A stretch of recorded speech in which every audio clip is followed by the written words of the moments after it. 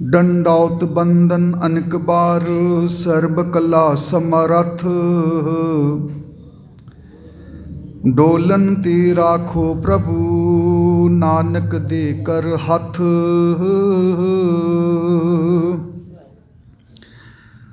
गगन मामा बाजियो परियो निशाने कहाओ।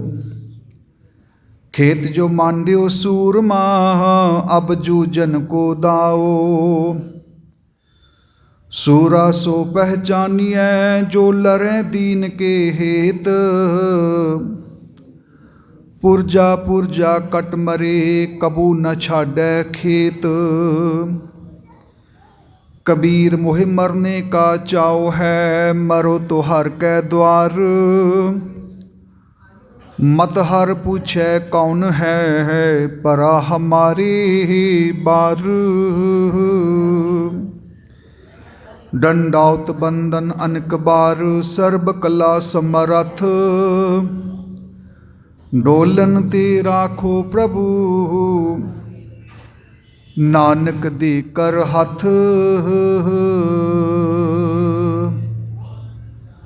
साहिब श्री गुरु ग्रंथ साहिब महाराज जी दी पावन हजूरी दे अंदर जुड़ बैठे गुरु सवारे सतसंगी जनों, सब तो पहला मैं दो बेनतियां करना चाहुंदा आप जी दे चरनां विच। पहली बेनती, अपना मोबाइल फोन आप जी साइलेंट ते लगा लवो, ये पहली बेनती है। दूसरी बेनती, जिन्ना भी समा आप जी ने बैठना बड़ी इकाग्रता बख्शनी है, खास करके बच्चों चुप कराया जाए, ध्यान डाइवर्ट होंदा है। क्योंकि मैं हाथ जोड़ के बेनती करना चाहुंदा, प्रबंधक सज्जना वालों बहुत वड्डा ये उद्यम उपराला किया जा रहा। मैं बाबा जी के चरणों च बेनती करना, लत्त ते लत्त रख के नहीं अपने बैठना, प्लीज़ बेनती है। लत्त ते लत्त रख के ना बैठो जी, गुरु महाराज की हजूरी है। कुर्सी लगाने का मतलब ये नहीं है कि असी इस तरीके ना बैठिए, ये बेनती है मेरी, गुस्सा न करना। प्रबंधक वीरां वालों उपराला किया गया है, लंगर पानी सारा बंदोबस्त किया जा रहा है गुरु की संगत वास्ते। मैं आप जी दे कोल रात 11 घंटे का सफ़र करके पहुँचा हाँ। शामां नूं फिर 11 घंटे सफ़र करके मैं रायपुर पहुँचना है। एक कीमती साडा समा बहुत ज़्यादा है। साहिबजादियां दीयां गल्लां, गुरु के लाला दीयां बातां आप जी दे नाल सांझियां करनियां ने। इसलिए हथ जोड़ के बेनती है, बाकी सारा समा अपने गल्लां बातां इधर उधर साडा ध्यान जांदा, पर यह जिहड़ा मैं समा आप जी कोलों हथ जोड़ के मंग के लैंदा हाँ, बड़ी इकाग्रता दे नाल आप जी ने विराजमान हुंदा बैठना, ध्यान जोड़ना, उन्हां बच्चियां दे दर्द नूं महसूस करना है। इस संसार दे विच बहुत वड्डे दानी पुरुष होए जिन्हां ने आके संसार दे विच सोना चांदी हीरे मोती दान कीते ने, पर अपने ही पुत्रां नूं कुर्बान करके सरवंस दानी कहाउण वाले उस महान कलगीधर पातशाह जिन्हां दे चरनां दे विच शरधा दे फुल भेट करदियां होयां, एक अदीब ने बड़ा सोहना बचन लिखिया, कलगियां वालिया तेरे हौसले सी, अखां सामने तो पुत शहीद करवा दिते, लोकी लभदे ने लाल पत्थरां चों ते तू पत्थरां च लाल चिनवा दिते। एक अदीब ने होर बड़ा सोहना बचन लिखिया, मैं होर बहारां नूं नहीं सड़न दिता, मेरे अपने बाग वीरान हो गए, हत्थी छां कीती लखां पुत्रां नूं, की होया जे मेरे चारे कुर्बान हो गए। दो मुसलमान कवि, उन्हां दे विचों हकीम अल्लाह यार खां जोगी, जिहदे विचार तुसी अक्सर विद्वान सज्जना कोलों पढ़दे तो सुनदे हो, उहदी गल मैं नहीं करांगा। किबरिया खान मुसलमान कवि, उसने दो लाइनां बड़ियां सोहणियां लिखियां।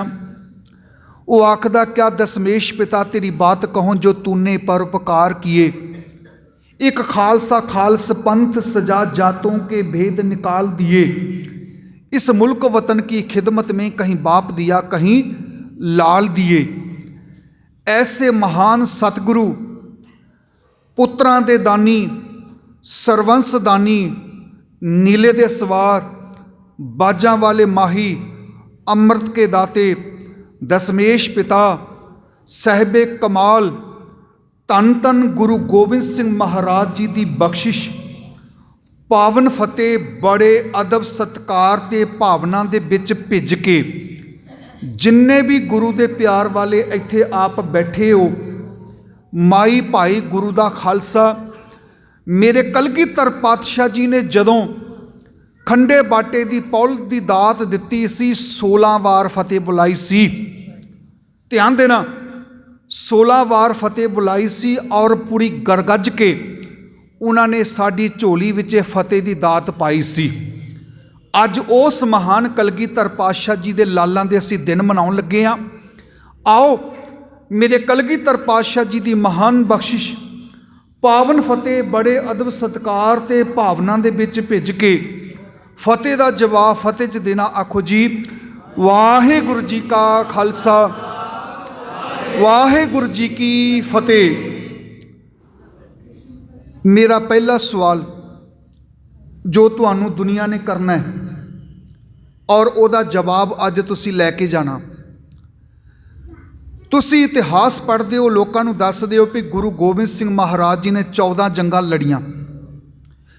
मेरा ये सवाल है, मैनू गुरमत बारे कुछ नहीं पता, मैनू गुर इतिहास बारे कुछ नहीं पता। मैं एक सहजधारी हो सकदा, एक इस्लामी बंदा हो सकदा, मैं दूजा तीजा कोई भी हो सकदा। मैं तुहानूं सवाल करांगा भी गुरु गोबिंद सिंह महाराज जी ने 14 जंगां लड़ियां, आखिर वो जंगां क्यों लड़दे सन?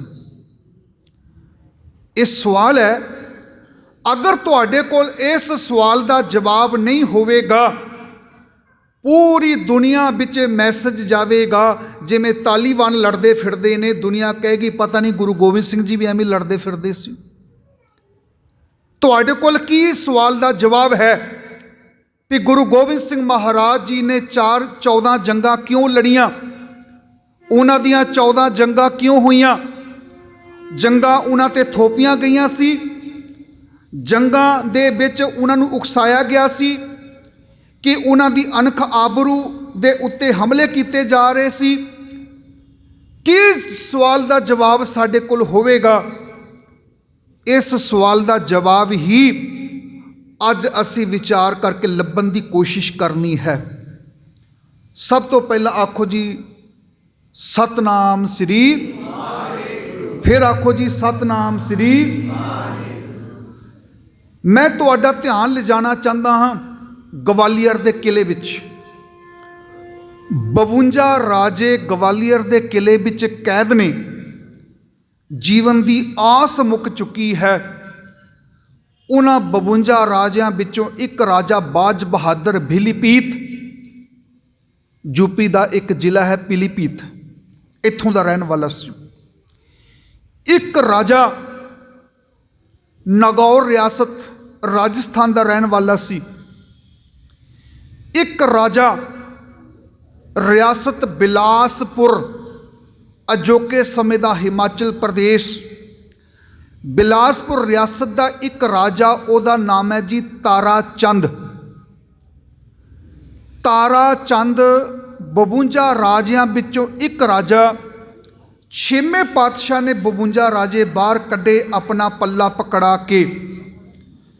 इन्हां 52 राजियां ने ही धन साहिब श्री गुरु हरिगोबिंद पातशाह के चरणों के विच सिजदा किया ते हथ जोड़ के आख्या सी, दातार अज जेकर तुसी इस गवालियर के किले विचों सानू बाहर ना कढ़दे, असी इत्थे ही मर मुक जाना सी।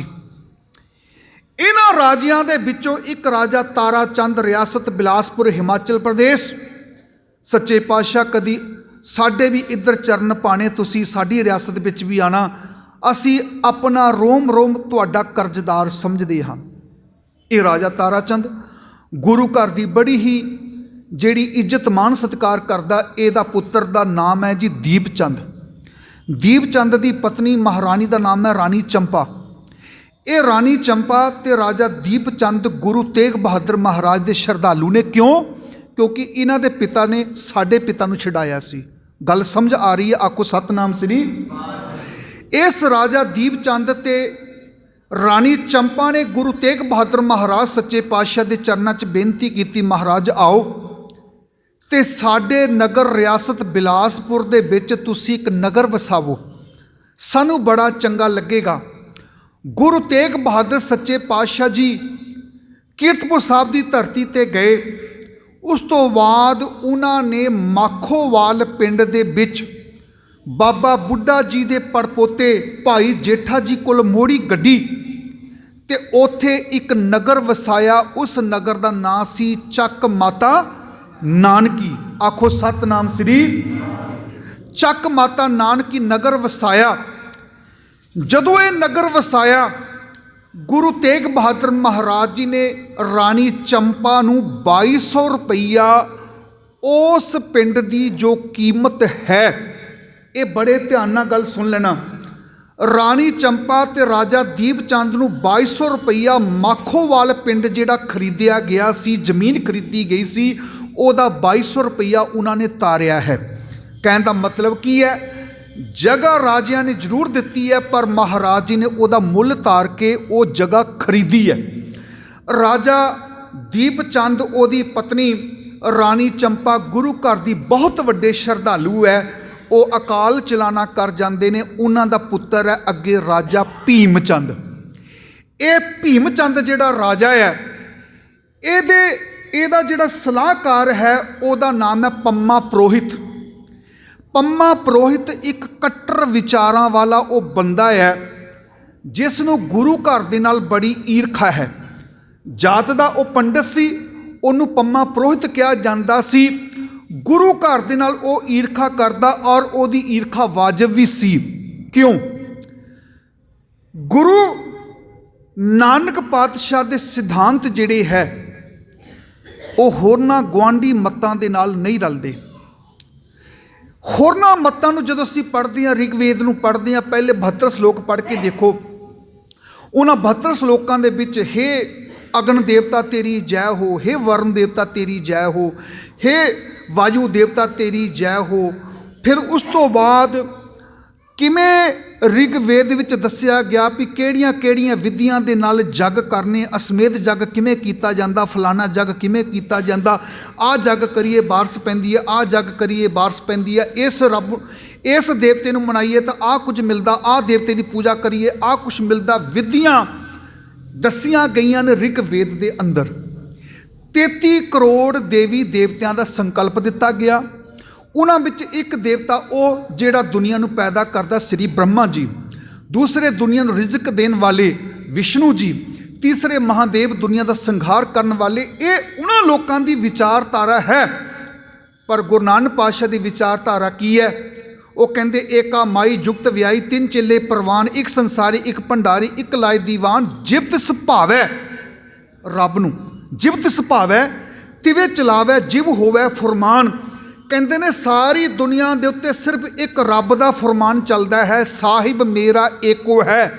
ਏਕੋ ਹੈ ਭਾਈ, ਏਕੋ ਹੈ। ਜਿੱਥੇ 33 ਕਰੋੜ ਦੇਵੀ ਦੇਵਤਿਆਂ ਦੀ ਪੂਜਾ ਕੀਤੀ ਜਾਂਦੀ ਸੀ, ਇੱਥੋਂ ਤੱਕ ਸੂਰ ਦੀ ਪੂਜਾ ਵੀ ਕੀਤੀ ਜਾਂਦੀ ਸੀ। ਬਰਾ ਅਵਤਾਰ ਕਹਿ ਕੇ ਗੁਰੂ ਨਾਨਕ ਪਾਤਸ਼ਾਹ ਜੀ ਕਹਿਣ ਲੱਗੇ ਦੇਵੀ ਦੇਵਤੇ ਉਸ ਮਾਲਕ ਦੇ ਸਾਹਮਣੇ ਕੁਛ ਨਹੀਂ। ਉਹ ਮਾਲਕ ਜਿਹੜਾ ਇੱਕੋ ਹੀ ਹੈ ਤੇ ਸਾਰੀ ਸ੍ਰਿਸ਼ਟੀ ਨੂੰ ਚਲਾਉਣ ਵਾਲਾ। ਇੱਥੇ ਆ ਕੇ ਦੋਨਾਂ ਧਰਮਾਂ ਦੀ ਵਿਚਾਰਧਾਰਾ 'ਚ ਫਰਕ ਪੈ ਜਾਂਦਾ। ਉਹ ਲੋਕੀ ਜਦੋਂ ਵੀ ਵਿਆਹ ਕਰਦੇ ਨੇ, ਸ਼ਾਦੀ ਕਰਦੇ ਨੇ, ਅਗਨੀ ਦੇ 7 ਫੇਰੇ ਲੈਂਦੇ ਨੇ। ਅਸੀਂ ਗੁਰੂ ਗ੍ਰੰਥ ਸਾਹਿਬ ਦੇ 4 ਫੇਰੇ ਲੈਂਦੇ ਹਾਂ, ਲਾਵਾਂ ਪੜ੍ਹਦੇ ਹਾਂ। ਉਹ ਲੋਕੀ ਜਦੋਂ ਵੀ ਵਿਆਹ ਸ਼ਾਦੀ ਰੱਖਦੇ ਨੇ, ਗੰਢ ਮੂਲ ਰਾਹੂ ਕੇਤੂ ਸ਼ਰਾਧ ਦੂਜਾ ਤੀਜਾ, ਮੰਗਲੀਕ ਲੜਕੀ ਲੜਕਾ ਮੰਗਲੀਕ, ਇਹਨਾਂ ਦੀ ਜਨਮ ਪੱਤਰੀ ਕੀ ਹੈ, ਕਦੋਂ ਜਨਮ ਹੋਇਆ, ਕੀ ਗੱਲ ਹੈ, ਇਹਨਾਂ ਦਾ ਲਗਨ ਕਦੋਂ ਬਣਦਾ, ਇਹਨਾਂ ਦਾ ਮਹੂਰਤ ਕਦੋਂ ਬਣਦਾ। ਇਹ ਉਹਨਾਂ ਲੋਕਾਂ ਦੀ ਵਿਚਾਰਧਾਰਾ ਹੈ। ਤੇ ਸਾਡੀ ਵਿਚਾਰਧਾਰਾ ਕੀ ਹੈ ਜੀ? ਕਾਕੇ ਦਾ ਵਿਆਹ ਰੱਖਣਾ, ਕਦੋਂ ਰੱਖੀਏ, ਕਿਹੜਾ ਮਹੂਰਤ ਚੰਗਾ। ਉਹ ਕਹਿੰਦੇ ਜੀ ਅਗਲੇ ਸੰਡੇ ਦਾ ਰੱਖ ਲਓ, ਸਾਰਿਆਂ ਦੀ ਛੁੱਟੀ ਹੋਵੇਗੀ, ਆਪਾਂ ਉਦੋਂ ਵਿਆਹ ਕਰ ਦੇਣਾ। ਆਖੋ ਸਤਨਾਮ ਸ੍ਰੀ। ਕਹਿੰਦੇ ਜੀ ਐਤਵਾਰ ਕੋਈ ਚੁਣ ਲਵੋ, ਅਗਲੇ ਮਹੀਨੇ ਦਾ ਐਤਵਾਰ ਦੇਖ ਲਓ, ਤੋਂ ਅਗਲਾ ਐਤਵਾਰ ਚੁਣ ਲਓ, ਜਿਹੜਾ ਐਤਵਾਰ ਚੰਗਾ ਲੱਗਦਾ, ਬੱਚਿਆਂ ਦੀ ਛੁੱਟੀ ਹੁੰਦੀ, ਵਿਆਹ ਹੋ ਜਾਵੇਗਾ, ਹੋਰ ਅਸੀਂ ਕੀ ਕਰਨਾ। ਗੁਰੂ ਘਰ ਦੇ ਵਿੱਚ ਮਰਨ ਵੇਲੇ ਦੀ ਮਰਿਆਦਾ ਵੀ ਵੱਖਰੀ ਹੈ, ਜੰਮਣ ਵੇਲੇ ਦੀ ਮਰਿਆਦਾ ਵੀ ਵੱਖਰੀ ਹੈ, ਵਿਆਹ ਦੇ ਵੇਲੇ ਵੀ ਮਰਿਆਦਾ ਵੱਖਰੀ ਹੈ। ਅੱਜ ਤੁਹਾਨੂੰ ਪਤਾ ਹੋਵੇਗਾ ਕਿ 1987 ਵਿੱਚ ਆਖਰੀ ਇੰਡੀਆ ਦੀ ਔਰਤ ਰੂਪ ਕੰਵਰ ਨਾਮ ਦੀ 18 ਸਾਲ ਦੀ ਲੜਕੀ ਨੂੰ ਜ਼ਿਲ੍ਹਾ ਸੀਕਰ ਰਾਜਸਥਾਨ ਵਿੱਚ ਜਿਉਂਦਾ ਸਾੜ ਦਿੱਤਾ ਗਿਆ ਸੀ। ਕਿਉਂ? ਕਹਿੰਦੇ ਜੀ ਇਹ ਸਤੀ ਹੋ ਗਈ, ਸਤੀ ਹੋ ਗਈ। 18 ਸਾਲ ਦੀ ਲੜਕੀ ਨੂੰ ਜਿਹੜਾ ਉਹਨਾਂ ਨੇ ਉਸ ਵੇਲੇ ਜਿਉਂਦਾ ਸਾੜ ਦਿੱਤਾ ਤੇ ਉਹਦਾ ਮੰਦਿਰ ਬਣਾ ਦਿੱਤਾ। ਇਹ ਸਤੀ ਮਾਤਾ ਦਾ ਮੰਦਿਰ ਹੈ। ਇੱਕ ਤਰਫ ਉਹਨਾਂ ਦੀ ਫਿਲਾਸਫੀ ਹਜ਼ਾਰਾਂ ਸਾਲਾਂ ਤੋਂ ਲੜਕੀਆਂ ਨੂੰ ਜਿੰਦਾ ਸਾੜਿਆ ਜਾਂਦਾ ਸੀ ਪਤੀ ਦੇ ਨਾਲ, ਤੇ ਗੁਰੂ ਨਾਨਕ ਦੇ ਘਰ ਦੀ ਫਿਲਾਸਫੀ ਕੀ ਹੈ? ਜਦੋਂ ਗਰੀਬਾਂ ਬ੍ਰਾਹਮਣਾਂ ਤੇ ਮਜਲੂਮਾਂ ਦੀਆਂ ਔਰਤਾਂ ਨੂੰ ਚੁੱਕ ਕੇ ਲੈ ਜਾਂਦੇ ਸੀ ਜਾਵਰ ਲੋਕ, ਚੁੱਕ ਕੇ ਲੈ ਜਾਂਦੇ ਸੀ ਪਠਾਨ, ਚੁੱਕ ਕੇ ਲੈ ਜਾਂਦੇ ਸੀ ਮੁਗਲ, ਇਹ ਤਾਂ ਉਹਨਾਂ ਧੀਆਂ ਨੂੰ ਜਾ ਕੇ ਛੁਡਾ ਕੇ ਲੈ ਕੇ ਆਂਦੇ ਸੀ। ਇਹ ਜਿਉਂਦੇ ਜੀ ਕਿਸੇ ਔਰਤ ਨੂੰ ਕਿਵੇਂ ਸੜਨ ਦੇਣਗੇ? ਬੜੇ ਧਿਆਨ ਨਾਲ ਸੁਣਨਾ। ਪੰਮਾ ਪ੍ਰੋਹਿਤ ਕਹਿੰਦਾ ਇਹ ਜਾਤ ਦਾ ਸ਼ੂਦਰ ਹੈ, ਇਹਨੂੰ ਪਰਾਂ ਬਿਠਾਵੋ, ਇਹ ਜਾਤ ਦਾ ਬ੍ਰਾਹਮਣ ਹੈ, ਇਹਨੂੰ ਕੋਲ ਬਿਠਾਵੋ, ਇਹ ਛਤਰੀ ਹੈ, ਇਹਨੂੰ ਨਮਸਕਾਰ ਕਰੋ। ਆਹ ਜਾਤ ਦਾ ਜਿਹੜਾ ਕੁਛ ਹੋਰ ਹੈ, ਉਹ ਜਾਤ ਦਾ ਕੁਛ ਹੋਰ ਹੈ। ਗੁਰੂ ਨਾਨਕ ਪਾਤਸ਼ਾਹ ਦੇ ਘਰ ਵਿੱਚ ਕਿਹਾ ਜਾਂਦਾ ਸੀ, ਸਭ ਕੋ ਮੀਤ ਹਮ ਆਪਨ ਕੀਨਾ, ਹਮ ਸਭਨਾ ਕੇ ਸਾਜਨ। आओ रल के होए इकत्र मिलो मेरे भाई, दुविधा दूर करो लिव लाई, हर नामे के होवो जोड़ी, गुरमुख वैक्सो सफा वसाए। आओ रल के एक सभा ते बैठ के संगत करते हैं, संगत हो गई, आओ रल के असीं हुण पंगत करते हैं। इत्थे सारिआं नूं एक समझिया जांदा सी। वर्ण वंड खत्म हो गई, जात पात खत्म हो गई, ਇੱਥੇ ਸਾਰਿਆਂ ਨੂੰ ਇੱਕ ਦੀ ਬਰਾਬਰੀ ਦਿੱਤੀ ਜਾਂਦੀ ਸੀ। ਉਹ ਕੱਟਰਪੰਥੀ ਜਿਹੜਾ ਪੰਮਾ ਪ੍ਰੋਹਿਤ ਜਿਹੜਾ ਉਹ ਗੁਰੂ ਘਰ ਦਾ ਦੁਸ਼ਮਣ ਬਣ ਗਿਆ, ਉਹ ਦੁਸ਼ਮਣ ਬਣ ਗਿਆ, ਗੁਰੂ ਘਰ ਦਾ ਵਿਰੋਧ ਸ਼ੁਰੂ ਕਰ ਦਿੱਤਾ। ਰਾਜਾ ਭੀਮ ਚੰਦ ਗੁਰੂ ਗੋਬਿੰਦ ਸਿੰਘ ਸੱਚੇ ਪਾਤਸ਼ਾਹ ਜੀ ਦੇ ਉੱਤੇ ਤਰ੍ਹਾਂ ਤਰ੍ਹਾਂ ਦੇ ਐਲੀਗੇਸ਼ਨ ਲਗਾਉਂਦਾ, ਤਰ੍ਹਾਂ ਤਰ੍ਹਾਂ ਦੇ ਉਹਨਾਂ ਦੇ ਉੱਤੇ ਆਰੋਪ ਲਗਾਉਂਦਾ, ਕਦੀ ਧਮਕੀਆਂ ਦਿੰਦਾ, ਤੁਸੀਂ ਸਾਡੀ ਰਈਆ ਹੋ, ਤੁਸੀਂ ਸਾਡੀ ਪ੍ਰਜਾ ਹੋ, ਸਾਡੇ ਅਧੀਨ ਰਵੋ, ਸਾਨੂੰ ਨਮਸਕਾਰ ਕਰਿਆ ਕਰੋ। ਤੇ ਗੁਰੂ ਗੋਬਿੰਦ ਸਿੰਘ ਮਹਾਰਾਜ ਕਹਿੰਦੇ ਸੀ, ਰਾਜਾ ਭੀਮ ਚੰਦ ਸਾਡੇ ਬਾਪੂ ਨੇ 2200 ਰੁਪਈਆ ਦੇ ਕੇ ਜ਼ਮੀਨ ਖਰੀਦੀ ਹੈ, ਅਸੀਂ ਤੇਰੀ ਰਿਆਸਤ ਦੇ ਵਿੱਚ ਨਹੀਂ ਰਹਿੰਦੇ ਪਏ, ਅਸੀਂ ਆਪਣੀ ਜਗ੍ਹਾ ਦੇ ਖੁਦ ਮੁਖਤਿਆਰ ਹਾਂ। ਉਹ ਰਾਜਾ ਭੀਮ ਚੰਦ ਗੁਰੂ ਘਰ ਦਾ ਵਿਰੋਧੀ ਬਣ ਗਿਆ। ਤੁਸੀਂ ਹਜ਼ਾਰਾਂ ਵਾਰ ਇਹ ਅਲਫਾਜ਼ ਸੁਣਿਆ ਹੋਵੇਗਾ, 22 ਧਾਰ ਦੇ ਰਾਜੇ। 22 ਧਾਰ ਕਿਹਨੂੰ ਕਿਹਾ ਜਾਂਦਾ ਹੈ? ਗੜਵਾਲ, ਗੜਵਾਲ ਟੀੜੀ ਗੜਵਾਲ ਜਿਹੜਾ ਉੱਤਰਾਖੰਡ ਹੈ, ਉਹ ਦੋ ਚੀਜ਼ਾਂ 'ਚ ਵੰਡਿਆ ਹੋਇਆ। ਅੱਜ ਜਿਵੇਂ ਮਹਾਰਾਸ਼ਟਰ ਹੈ ਨਾ, ਉਹ ਰਾਏਗੜ੍ਹ ਜ਼ਿਲ੍ਹਾ, ਪੂਨਾ, ਇਹ ਸਾਰੇ ਦਾ ਸਾਰਾ ਇਲਾਕਾ ਮਰਾਠਵਾੜਾ ਕਿਹਾ ਜਾਂਦਾ ਹੈ। ਨਾਗਪੁਰ ਦਾ ਇਲਾਕਾ ਇਹਨੂੰ ਵਿਦਰਭ ਦਾ ਇਲਾਕਾ ਕਿਹਾ ਜਾਂਦਾ ਹੈ। ਧਿਆਨ ਦੇਣਾ। ਇਵੇਂ ਉੱਤਰਾਖੰਡ ਦੇ ਵਿੱਚ ਦੋ ਹਿੱਸੇ ਨੇ, ਜਿੱਧਰ ਨੈਨੀਤਾਲ, ਬਾਗੇਸ਼ਵਰ ਤੇ ਅਲਮੋੜਾ ਹੈ, ਉਸ ਇਲਾਕੇ ਨੂੰ ਕਮਾਊਂ ਦਾ ਇਲਾਕਾ ਕਿਹਾ ਜਾਂਦਾ ਹੈ। ਜਿੱਧਰ ਰਿਸ਼ੀਕੇਸ਼, ਹਰਿਦੁਆਰ ਤੇ ਦੇਹਰਾਦੂਨ ਹੈ, ਪੌਂਟਾ ਸਾਹਿਬ ਦੀ ਧਰਤੀ ਹੈ, ਉਸ ਇਲਾਕੇ ਨੂੰ ਗੜਵਾਲ ਕਿਹਾ ਜਾਂਦਾ ਹੈ। ਹੁਣ ਧਿਆਨ ਦੇਣਾ, ਟੀੜੀ ਗੜਵਾਲ ਦਾ ਸ਼ਹਿਰ ਹੈ ਸ਼੍ਰੀਨਗਰ, ਉੱਤਰਾਖੰਡ।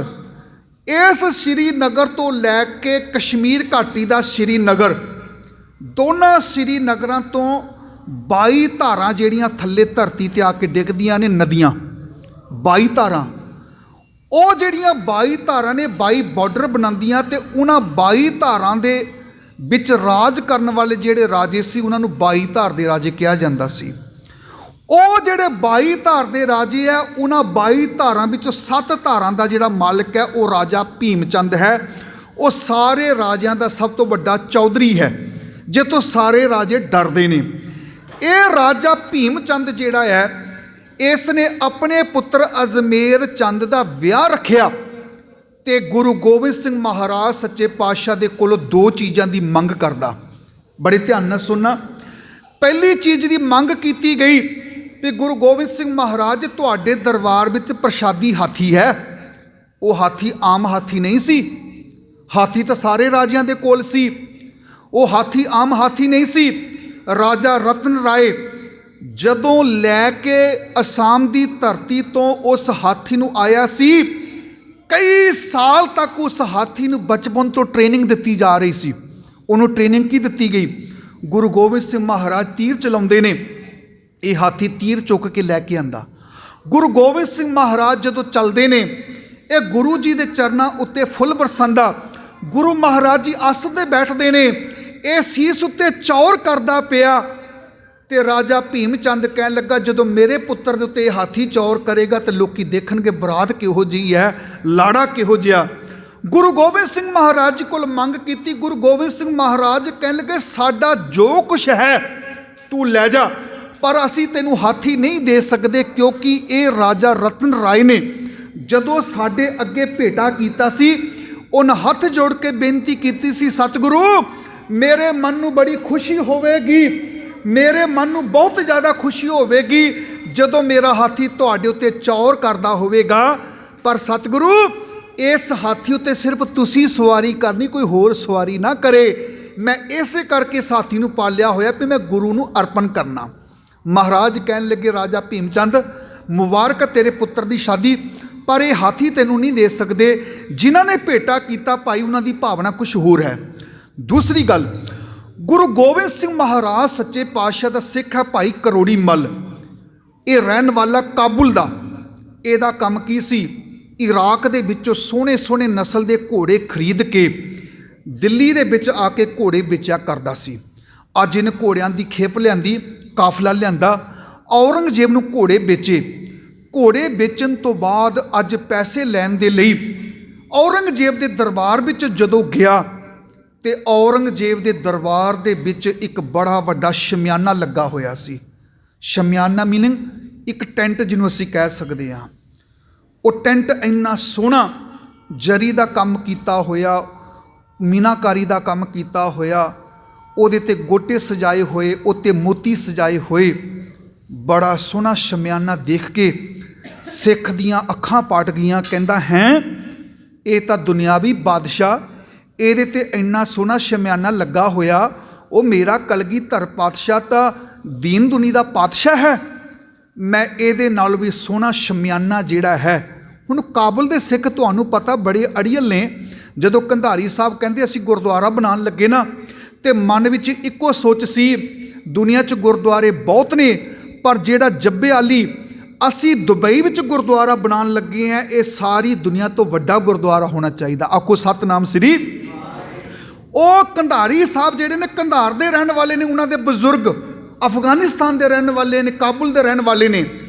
ਇਸ ਨੇ ਵੀ ਜਿੱਦ ਕਰ ਲਈ, ਕਹਿਣ ਲੱਗਾ ਇੱਕ ਦੁਨਿਆਵੀ ਬਾਦਸ਼ਾਹ ਦੇ ਉੱਤੇ ਇੰਨਾ ਸੋਹਣਾ ਸ਼ਮਿਆਨਾ ਸੱਜਦਾ ਪਿਆ, ਉਹ ਮੇਰਾ ਸਤਿਗੁਰ ਦੀਨ ਦੁਨੀ ਦਾ ਮਾਲਕ ਹੈ। ਆਇਆ ਅਫਗਾਨਿਸਤਾਨ ਵਿੱਚ ਆ ਕੇ ਸਿੱਖ ਸੰਗਤ ਨੂੰ ਕਹਿਣ ਲੱਗਾ, ਸਾਧ ਸੰਗਤ ਜੀ ਅਸੀਂ ਗੁਰੂ ਮਹਾਰਾਜ ਜੀ ਵਾਸਤੇ ਸ਼ਮਿਆਨਾ ਤਿਆਰ ਕਰਨਾ, ਤੁਹਾਡੀ ਸੇਵਾ ਦੀ ਲੋੜ ਹੈ। ਸਿੱਖ ਸੰਗਤਾਂ ਬੜੀਆਂ ਹੀ ਕਾਰੋਬਾਰ ਬਹੁਤ ਵਧੀਆ ਚੱਲਦੇ ਸੀ ਉਹਨਾਂ ਦੇ। ਉਹਨਾਂ ਨੇ ਲੱਖਾਂ ਰੁਪਏ ਇਕੱਠੇ ਕੀਤੇ, ਕਸ਼ਮੀਰ ਤੋਂ ਕਾਰੀਗਰ ਬੁਲਾਏ ਗਏ, ਉਹਨਾਂ ਨੇ ਬੜਾ ਸੋਹਣਾ ਕਢਾਈ ਦਾ ਕੰਮ ਕੀਤਾ।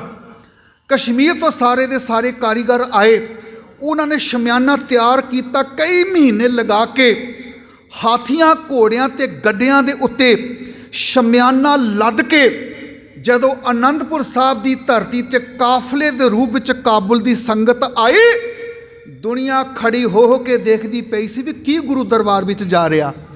ਜਦੋਂ ਮੇਰੇ ਕਲਗੀਧਰ ਪਾਤਸ਼ਾਹ ਦੇ ਉੱਤੇ ਉਹ ਸ਼ਮਿਆਨਾ ਸਜਿਆ, ਉਹ ਚੰਦੋਆ ਸਜਿਆ, ਤੇ ਰਾਜਾ ਭੀਮ ਚੰਦ ਵਰਗੇ ਸੜ ਕੇ ਸੁਆਹ ਹੋ ਗਏ।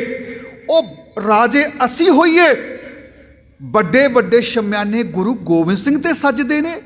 ਰਾਜੇ ਅਸੀਂ ਹੋਈਏ, ਹਾਥੀਆਂ ਦੀ ਸਵਾਰੀ ਗੁਰੂ ਗੋਬਿੰਦ ਸਿੰਘ ਜੀ ਕਰਦੇ ਪਏ ਨੇ। ਇਸ ਨੇ ਆਪਣੇ ਪੁੱਤਰ ਅਜਮੇਰ ਚੰਦ ਦੀ ਸ਼ਾਦੀ ਉੱਤੇ ਦੋਨੋਂ ਚੀਜ਼ਾਂ ਮੰਗ ਲੀਆਂ, ਤੇ ਦੋਨੋਂ ਚੀਜ਼ਾਂ ਹੀ ਸੰਗਤ ਵੱਲੋਂ ਆਈਆਂ ਸੀ। ਹੁਣ ਇੱਥੇ ਤੁਸੀਂ ਕੂਲਰ ਦੀ ਸੇਵਾ ਕਰੋ ਗੁਰੂ ਘਰ ਵਿੱਚ, ਤੇ ਕੂਲਰ ਕਿਸੇ ਹੋਰ ਦੇ ਘਰ 'ਚ ਲੱਗਾ ਹੋਵੇ, ਤੁਸੀਂ ਇਤਰਾਜ਼ ਕਰੋਗੇ ਅਸੀਂ ਤਾਂ ਗੁਰੂ ਘਰ 'ਚ ਸੇਵਾ ਕੀਤੀ ਹੈ ਜੀ, ਅਸੀਂ ਤਾਂ ਗੁਰੂ ਘਰ 'ਚ ਅਸੀਂ ਚੜਾਇਆ ਹੈ ਝੂਮਰ, ਤਾਂ ਅਸੀਂ ਗੁਰੂ ਘਰ 'ਚ ਸੇਵਾ ਕੀਤੀ ਹੈ, ਤਾਂ ਕਿਤੇ ਹੋਰ ਕਿਉਂ? ਇਹ ਹਰ ਇੱਕ ਸਿੱਖ ਦੀ ਇੱਕ ਭਾਵਨਾ ਹੁੰਦੀ ਹੈ। ਸੰਗਤ ਦੀ ਰਜ਼ਾਮੰਦੀ, ਪ੍ਰਬੰਧਕ ਕਮੇਟੀ ਰਜ਼ਾਮੰਦੀ ਹੋਵੇ, ਜੋ ਮਰਜ਼ੀ ਕਿਸੇ ਗੁਰੂ ਘਰ ਦੀ ਚੀਜ਼ ਕਿਸੇ ਨੂੰ ਦਾਨ ਕਰ ਦਿਓ, ਗੱਲ ਵੱਖਰੀ ਹੈ। ਗੁਰੂ ਗੋਬਿੰਦ ਸਿੰਘ ਮਹਾਰਾਜ ਸੱਚੇ ਪਾਤਸ਼ਾਹ ਦੇ ਘਰ ਦੇ ਵਿੱਚ ਇਹ ਸੁੰਦਰ ਸ਼ਮਿਆਨਾ ਜੋ ਸਜਿਆ ਹੋਇਆ, ਪੂਰੇ ਇੰਡੀਆ ਦੇ ਵਿੱਚ ਕਿਸੇ ਵੀ ਰਾਜੇ ਬਾਦਸ਼ਾਹ ਦੇ ਕੋਲੋਂ ਸ਼ਮਿਆਨਾ ਨਹੀਂ ਸੀ। ਇਹ ਔਰੰਗਜ਼ੇਬ ਦੇ ਸ਼ਮਿਆਨੇ ਨਾਲ ਵੀ ਸੋਹਣਾ ਸ਼ਮਿਆਨਾ ਸੀ। ਜਿਹੜਾ ਹਾਥੀ ਗੁਰੂ ਮਹਾਰਾਜ ਜੀ ਦੇ ਉੱਤੇ ਚੌਰ ਕਰਦਾ ਸੀ, ਪ੍ਰਸ਼ਾਦੀ ਹਾਥੀ, ਉਸ ਹਾਥੀ ਵਰਗਾ ਵੀ ਕੋਈ ਨਹੀਂ ਸੀ। ਇਸ ਰਾਜੇ ਨੇ ਦੋਨੋਂ ਚੀਜ਼ਾਂ ਦੀ ਮੰਗ ਕੀਤੀ, ਮਹਾਰਾਜ ਜੀ ਨੇ ਦੋਨੋਂ ਚੀਜ਼ਾਂ ਦੇਣ ਤੋਂ ਇਨਕਾਰੀ ਕਰ ਦਿੱਤਾ। ਇਸ ਨੇ ਗੁੱਸੇ ਵਿੱਚ ਆ ਕੇ ਧੰਨ ਗੁਰੂ ਗੋਬਿੰਦ ਸਿੰਘ ਮਹਾਰਾਜ ਜੀ ਦੇ ਉੱਤੇ ਪਹਿਲਾ ਹਮਲਾ ਕੀਤਾ, ਜਿਹਨੂੰ ਤੁਸੀਂ ਆਖਦੇ ਹੋ ਜੀ ਪੌਂਟਾ ਸਾਹਿਬ ਦੀ ਧਰਤੀ ਤੇ ਭੰਗਾਣੀ ਦਾ ਯੁੱਧ ਹੋਇਆ। ਇਸ ਭੰਗਾਣੀ ਦੇ ਯੁੱਧ ਦੇ ਵਿੱਚ ਇਹਦਾ ਪਰਮ ਮਿੱਤਰ ਰਾਜਾ ਹਰੀ ਚੰਦ ਬੜੀਆਂ ਉੱਚੀਆਂ ਉੱਚੀਆਂ ਛਾਲਾਂ ਮਾਰਦਾ ਸੀ। ਉਹ ਗੁਰੂ ਗੋਬਿੰਦ ਸਿੰਘ ਨੂੰ ਖਤਮ ਕਰ ਦੇਵਾਂਗੇ। ਇਹ ਰਾਜਾ ਹਰੀ ਚੰਦ ਗੁਰੂ ਗੋਬਿੰਦ ਸਿੰਘ ਦੇ ਹੱਥੋਂ ਮਾਰਿਆ ਜਾਂਦਾ। ਪਹਿਲੀ ਤਾਂ ਸਿਰਫ ਗੱਲ ਚੰਦੂਆ ਸਾਹਿਬ ਦੀ ਸ਼ਮਿਆਨੇ ਦੀ ਗੱਲ ਸੀ, ਹਾਥੀ ਦੀ ਗੱਲ ਸੀ। ਹੁਣ ਤਾਂ ਸਕਾ ਦੋਸਤ ਹੀ ਮਰ ਗਿਆ, ਭਰਾ ਹੀ ਮਰ ਗਿਆ। ਬੜਾ ਗੁੱਸਾ ਆਇਆ। ਗੁਰੂ ਗੋਬਿੰਦ ਸਿੰਘ ਜੀ ਤੋਂ ਅਸੀਂ ਬਦਲਾ ਲਵਾਂਗੇ। ਸਾਰੇ ਰਾਜਿਆਂ ਨੇ ਪੱਗਾਂ ਲਾ ਕੇ ਸੁੱਟ ਦਿੱਤੀਆਂ। ਇੱਕ ਰਾਜਾ ਮੇਦਨੀ ਪ੍ਰਕਾਸ਼ ਗੁਰੂ ਘਰ ਦਾ ਸ਼ਰਧਾਲੂ ਸੀ, ਬਾਕੀ ਸਾਰੇ ਹੀ ਗੁਰੂ ਘਰ ਦੇ ਵਿਰੋਧੀ ਹੋ ਗਏ। ਉਹ ਫਕੀਰਾਂ ਦੇ ਟੋਲੇ ਨੇ ਸਾਡਾ ਰਾਜਾ ਮਾਰ ਛੱਡਿਆ। ਪਰ ਮਿੱਤਰੋ, ਹਮਲਾ ਤਾਂ ਤੁਸੀਂ ਕੀਤਾ ਸੀ ਨਾ ਗੁਰੂ ਤੇ, ਗੁਰੂ ਨੇ ਤੁਹਾਡੇ ਤੇ ਹਮਲਾ ਨਹੀਂ ਕੀਤਾ।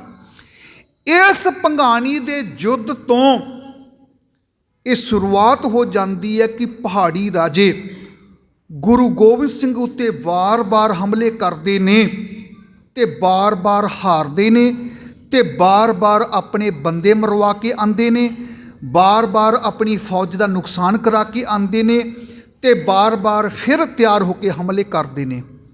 ਹੁਣ ਗੁਰੂ ਗੋਬਿੰਦ ਸਿੰਘ ਮਹਾਰਾਜ ਜੀ ਕਿਸੇ ਨਾਲ ਲੜਨਾ ਨਹੀਂ ਚਾਹੁੰਦੇ, ਪਰ ਜੇ ਕੋਈ ਬਦਵਕਤ ਤੁਹਾਡੇ ਘਰ ਵਿੱਚ ਆ ਕੇ ਰੋਜ਼ ਪੱਥਰ ਮਾਰੀ ਜਾਵੇ दारू ਪੀ ਕੇ, ਤੇ ਤੁਸੀਂ ਕਿੰਨੇ ਕੁ ਦਿਨ ਸਹਿਣ ਕਰੋਗੇ? ਤੁਹਾਡੇ ਘਰ ਵਿੱਚ ਆ ਕੇ ਕੋਈ ਮਾਂ ਭੈਣ ਦੀਆਂ ਰੋਜ਼ ਗਾਲਾਂ ਕੱਢੀ ਜਾਵੇ, ਤੁਸੀਂ ਕਿੰਨੇ ਕੁ ਦਿਨ ਸਹਿਣ ਕਰੋਗੇ? ਤੇ ਗੁਰੂ ਨਾਨਕ ਸੱਚੇ ਪਾਤਸ਼ਾਹ ਦਾ ਤਾਂ ਘਰ ਇਹ ਹੈ ਵੀ ਜੋ ਸ਼ਰਨ ਆਵੇ ਤਿਸ ਕੰਠ ਲਾਵੇ, ਇਹ ਬਿਰਧ ਸੁਆਮੀ ਸੰਧਾ। ਇਸ ਘਰ ਵਿੱਚ ਜਿਹੜਾ ਆ ਗਿਆ ਉਹਨੂੰ ਗਲੇ ਲਗਾਵੋ, ਪਰ ਜੇ ਪਿਆਰ ਦੇ ਨਾਲ ਆਵੇ। ਤੇ ਜੇ ਕੋਈ ਹਲਕਿਆ ਕੁੱਤਾ ਆ ਕੇ ਭੌਂਕਣਾ ਸ਼ੁਰੂ ਕਰ ਦੇਵੇ ਤੇ ਡਾਂਗਾਂ ਦੇ ਨਾਲ, ਫਿਰ ਉਹਦਾ ਸਿਰ ਪਾੜਨਾ ਵੀ ਸਾਡਾ ਇਹ ਜ਼ਰੂਰੀ ਬਣ ਜਾਂਦਾ ਹੈ। ਚੂੰ ਕਰ ਅਜ਼ਹਮਾ ਹਿਲਤੇ ਦਰ ਗੁਜਸਤ, ਹਲਾ ਲਸਤ ਬੁਰਦਨ ਬੈ ਸ਼ਮਸ਼ੀਰੇ ਦਸਤ। ਜਦੋਂ ਹੀਲੇ ਵਸੀਲੇ ਖਤਮ ਹੋ ਜਾਣ, ਹੱਥ ਵਿੱਚ ਤਲਵਾਰ ਫੜਨੀ ਫਿਰ ਜਾਇਜ਼ ਹੋ ਜਾਂਦੀ ਹੈ।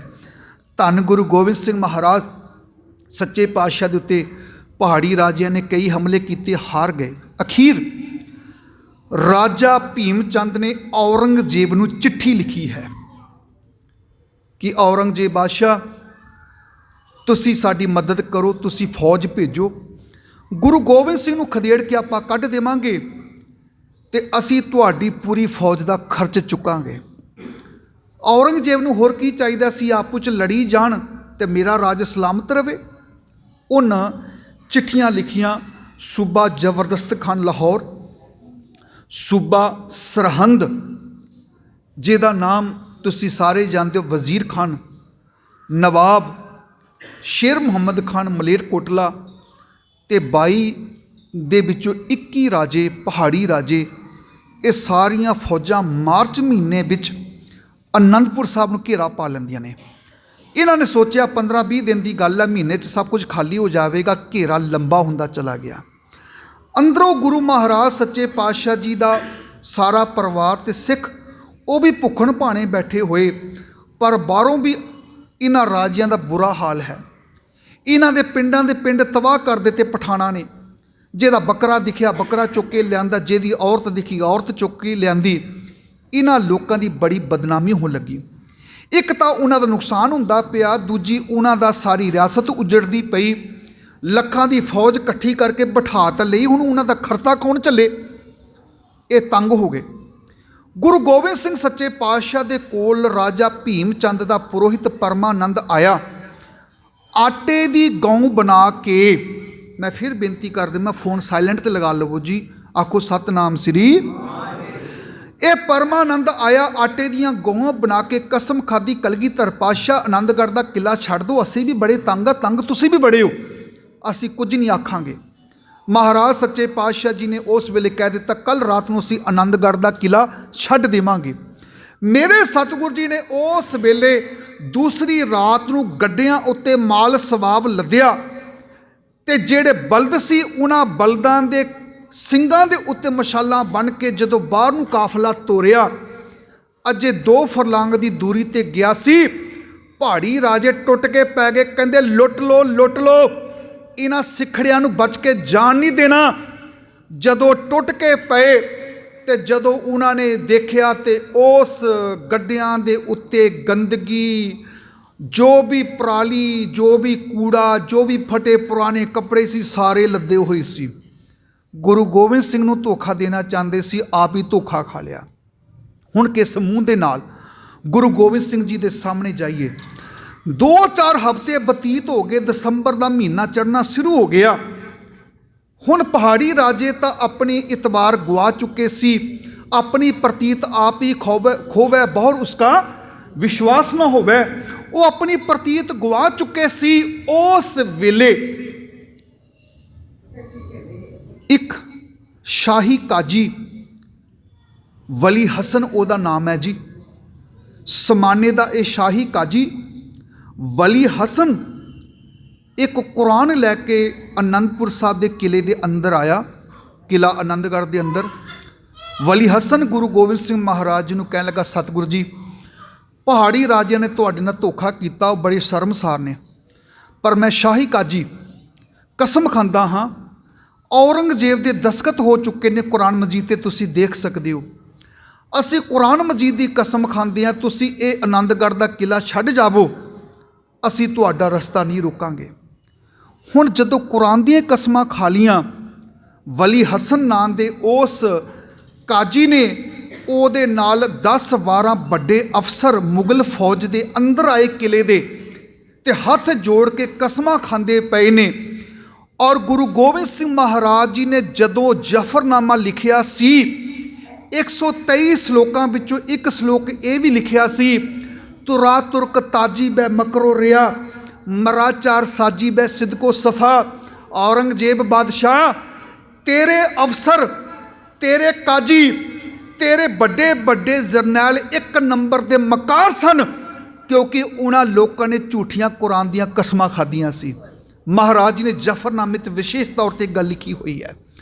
ਮੇਰੇ ਸਤਿਗੁਰਾਂ ਨੇ ਜਦੋਂ ਕਸਮਾਂ ਖਾਧੀਆਂ ਉਹਨਾਂ ਨੇ ਕੁਰਾਨ ਮਜੀਦ ਦੀਆਂ, ਗੁਰੂ ਗੋਬਿੰਦ ਸਿੰਘ ਮਹਾਰਾਜ ਕਹਿਣ ਲੱਗੇ, ਸਾਨੂੰ ਤੁਹਾਡੇ ਤੇ ਭਰੋਸਾ ਨਹੀਂ ਹੈ, ਪਰ ਕਿਉਂਕਿ ਤੁਸੀਂ ਕੁਰਾਨ ਮਜੀਦ ਮੇਰੇ ਸਾਹਮਣੇ ਲੈ ਕੇ ਆਏ ਹੋ, ਇੱਕ ਧਾਰਮਿਕ ਆਗੂ ਹੀ ਜੇਕਰ ਧਾਰਮਿਕ ਗ੍ਰੰਥਾਂ ਦੀ ਕਦਰ ਨਹੀਂ ਕਰੇਗਾ ਤੇ ਕੌਣ ਕਰੇਗਾ?